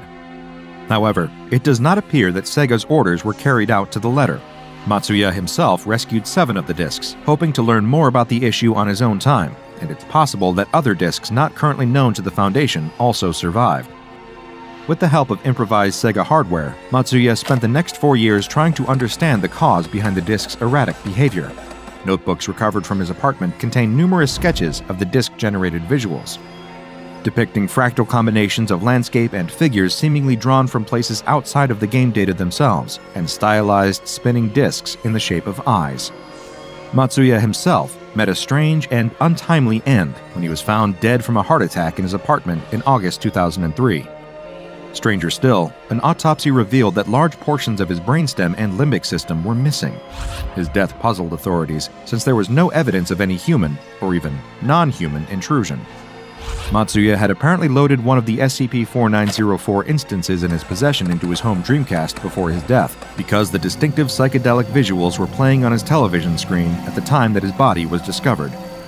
Foundation agents suspected that the visuals might have some connection with Matsuya's death, leading to the disk's subsequent classification and containment, but intensive tests on SCP-4904 by Foundation personnel have failed to shed any light on the situation. Both the disk's strange behavior and Matsuya's death remain complete mysteries. Is SCP-4904 a gateway into some other dimension, and its bizarre images a signal from another world? Could it be a message from beyond the veil? Or is it all just due to a simple computer glitch and Matsuya's death just a freak coincidence? Whatever the case, the Foundation is doing its best to uncover the truth. SCP-4904 has been given the Object Class Safe, but should be stored in conditions comparable to those needed to keep non-anomalous disks viable. All 7 instances of SCP-4904 are kept in a climate-controlled Safe Class storage locker at Site-15. Long-term tests lasting over an hour should only be conducted on reinforced, modified hardware to prevent disk deformation or explosion. The Switchblade's knife glints in the dark, and the bully holding it runs through the arcade, screaming in terror. The kid watches, shocked by the insanity unfolding, as 20 tiny, vicious gorillas chase the knife-wielding bully as tears streak his face. This situation defies all explanation, unless you know about SCP-3092. Let's go back to the beginning. The kid almost trips over his laces as his chucks hammer against the sidewalk. The headphones for his Walkman bounce against his neck as the wind rushes past. Heaving in as much air as he can, the kid runs through town, looking desperately this way and that for any grown-ups he recognizes. No one. Just strangers with thick mustaches and perms chatting outside Blockbuster and Walden Books, totally oblivious to the fact that he's running for his life. The kid cocks an ear, and sure enough, he hears that all-too-familiar rolling, clattering sound coming after him. The skateboards are catching up. A few insults catch on the wind and float across to him. Four Eyes, Earthworm, and a good few names that he doesn't want to repeat. Apparently, their town used to have a good Native American community. That's why his parents had moved here. But nowadays, it seems to just be white faces all around him. From what the bullies are shouting as they chase him, and the total apathy of the grown-ups on the sidewalks at the words, it's no wonder everyone else moved away. A rock hits the back of his head, almost knocking his glasses off. The sound of the tiny wheels roars louder and louder with every block. He needs to find an escape, and fast. Home's way too far away. His parents aren't expecting him home until nightfall. He needs a spot to lay low. The arcade? It's closed today, but the owner told him where the spare key is. He could go there, but he needs to lose them first. His lungs are burning, and his legs are starting to give up on him. Ice! The kid sees it too late and steps straight onto a patch of it. His Converse slides out from under him and flings his limbs this way and that, trying desperately to stay on his feet as he skids across the ice. His momentum throws him forward, and he sticks out another foot, catching himself back on the sidewalk. Perfect. He turns just in time to see the 4 bullies on their skateboards hitting the patch and going flying. They land in a heap together, groaning and scuffling, trying to get back up. Now's his chance. The kid shoots off down an alleyway, loops back around the block, turns up a side street, and arrives at the arcade without having looked back once. He snatches the key from under the gutter and looks around the quiet street. Nobody there, thank goodness. He darts through the door and locks it behind him with trembling fingers. Tears flood his eyes as he lets his forehead rest against the door. Every damn day, it's more of the same. Why can't he just have some peace? Why can't he just be normal? The kid stands there crying for a long time. He can't tell his parents what's going on. They've got enough of their own problems. He tried to tell his teachers, but at lunch, he overheard them laughing and joking about it all between themselves. It just sometimes feels like no one's on his side. The kid takes a deep breath and rubs the moisture out of his eyes. That's enough. If he keeps thinking about it all day, it's only going to feel worse. He's on his own now. He's safe. What he needs to do is just enjoy the little bit of peace he has now before it all starts again. And what better place to be laying low than the arcade? He hits the lights. Pinball, claw machines, and arcade cabinets all light up and start playing over one another. Air hockey, basketball hoops, and foosball all beep at him invitingly. He can't help but let a smile spread across his face. He walks across the carpet looking this way and that at Frogger, Pac-Man, Galaga, Donkey Kong. So many choices, so many choices. He hops on the counter and hits the side of the cash register. It pops open, revealing trays stacked full of quarters. Mr. Burns, the guy who owns the place, told him he's allowed to let himself in and use the money in the register to play whenever he wants, on the house. As the kid scoops a handful out of the drawer, he realizes he might not be totally on his own in this town after all. Pac-Man beeps into life as soon as the quarters fall into the slot. He grabs the joystick and stares intently at the screen, darting this way and that through the maze, munching. Try as they might, the four ghosts just can't catch him. The kid grins. All that time running from four bullies wasn't quite for nothing, was it? But after a couple of levels, he gets bored. He always plays Pac-Man, so much so that he's memorized his route through the first few levels. Kinda takes the fun out of things a bit. He lets the ghosts around him and watches Pac-Man swirl away into nothing. Frogger isn't much better. He never really clicked with this one for some reason, just felt too stop-start. He lets the frog get run over and stands back, letting out a sigh. Is there anything in here he hasn't touched yet? Wait, what's that? In the corner of the room, there's a new machine, still half covered in a sheet. It hasn't even been plugged into the wall yet. The kid skips over to it and bends down to hook it up. There. He stands back, takes hold of the sheet, and pulls as dramatically as he can. It billows and unfurls to reveal a claw machine. Oh. It's just another claw machine. Black Tie Toys is written on the side in classic 80s lettering, just under 2 meters tall or so. Nothing to make it stand out from the other cabinets in here. But not only does it look boring, it doesn't have anything he wants inside. Just a bunch of plushy gorillas. Not exactly a brand new cabinet, but worth a shot anyway. The kid slots a coin in and cracks his knuckles. Here goes nothing. The claw swings to life at the slightest touch of the joystick. These things are normally rigged, so he's not exactly expecting much from it. May as well just drop the claw here. All the toys in this one are the same anyway. No way.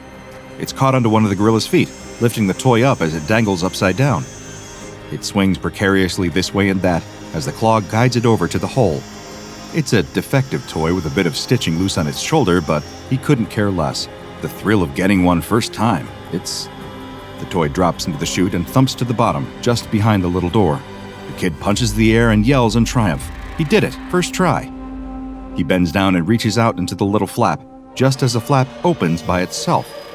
He freezes as the little toy gorilla opens the door for himself and hops out onto the carpet.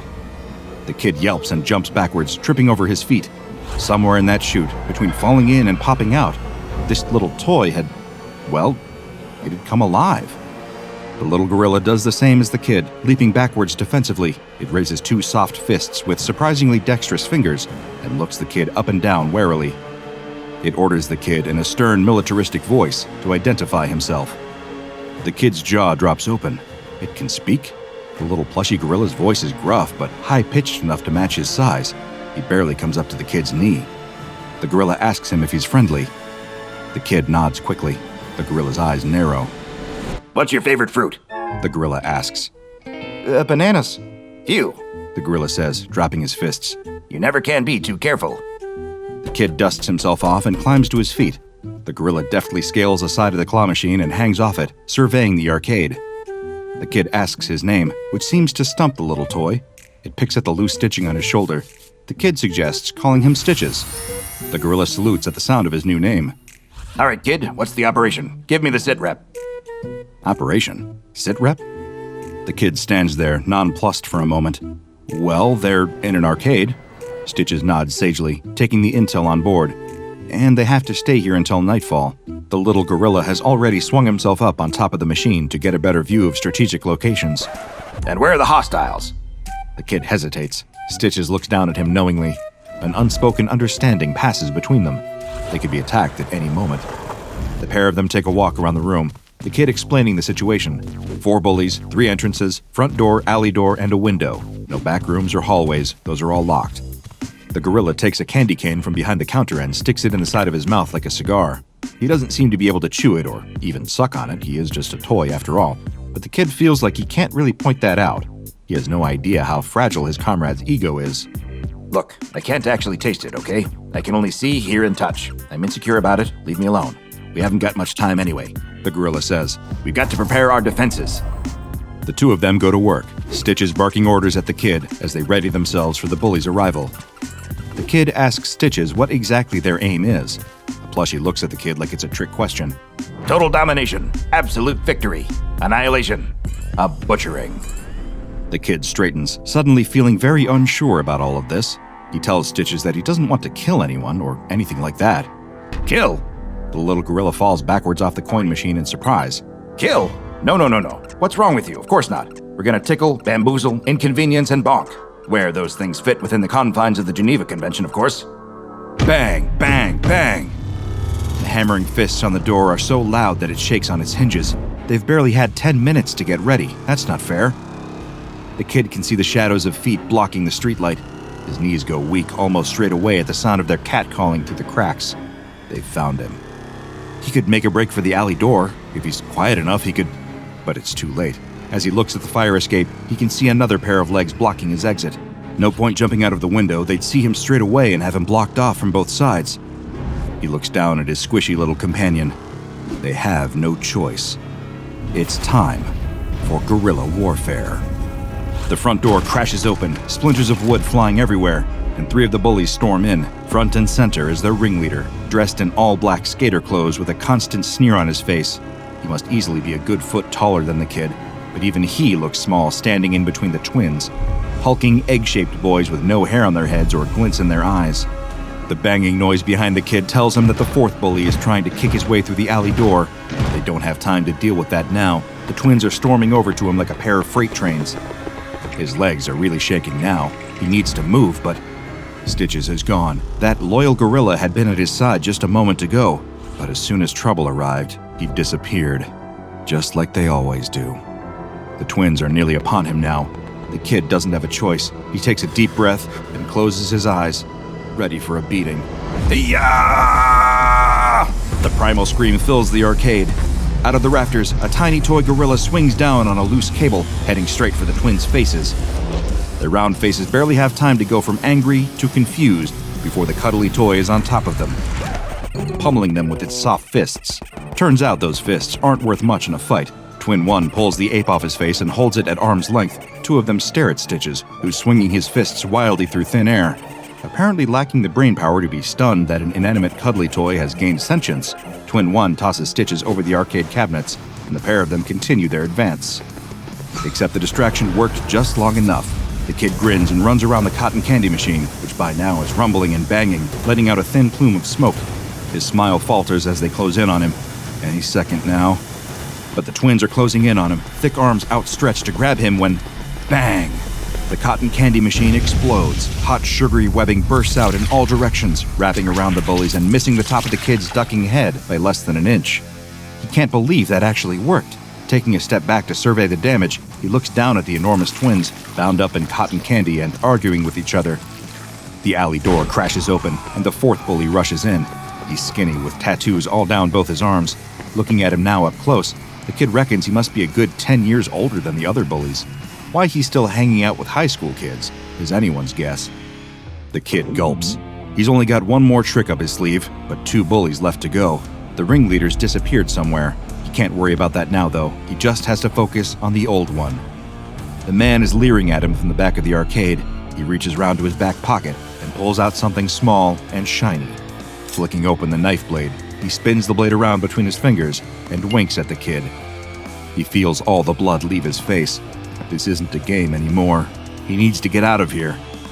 The kid makes a break for it, running towards the open front doors, but in a flash, the old bully is in front of him, playing with the knife and smiling that same sinister smile. He tries to run back the other way, to the alley door, but the bully is blocking him again, before he can even take a few steps. How is he that fast? Be calm, think. The kid reaches into his pocket. Here goes nothing. He turns to run back to the front doors, but this time throws the pinballs all across the carpet. For a second, it looks like it hasn't worked. The old bully steps in the gaps between the pinballs. He looks down to see them all there scattered around in front of him, but too late. His foot is already landing on about 5 metal balls that all shoot out from under him. He goes flying, crashing right into a Galaga machine head first.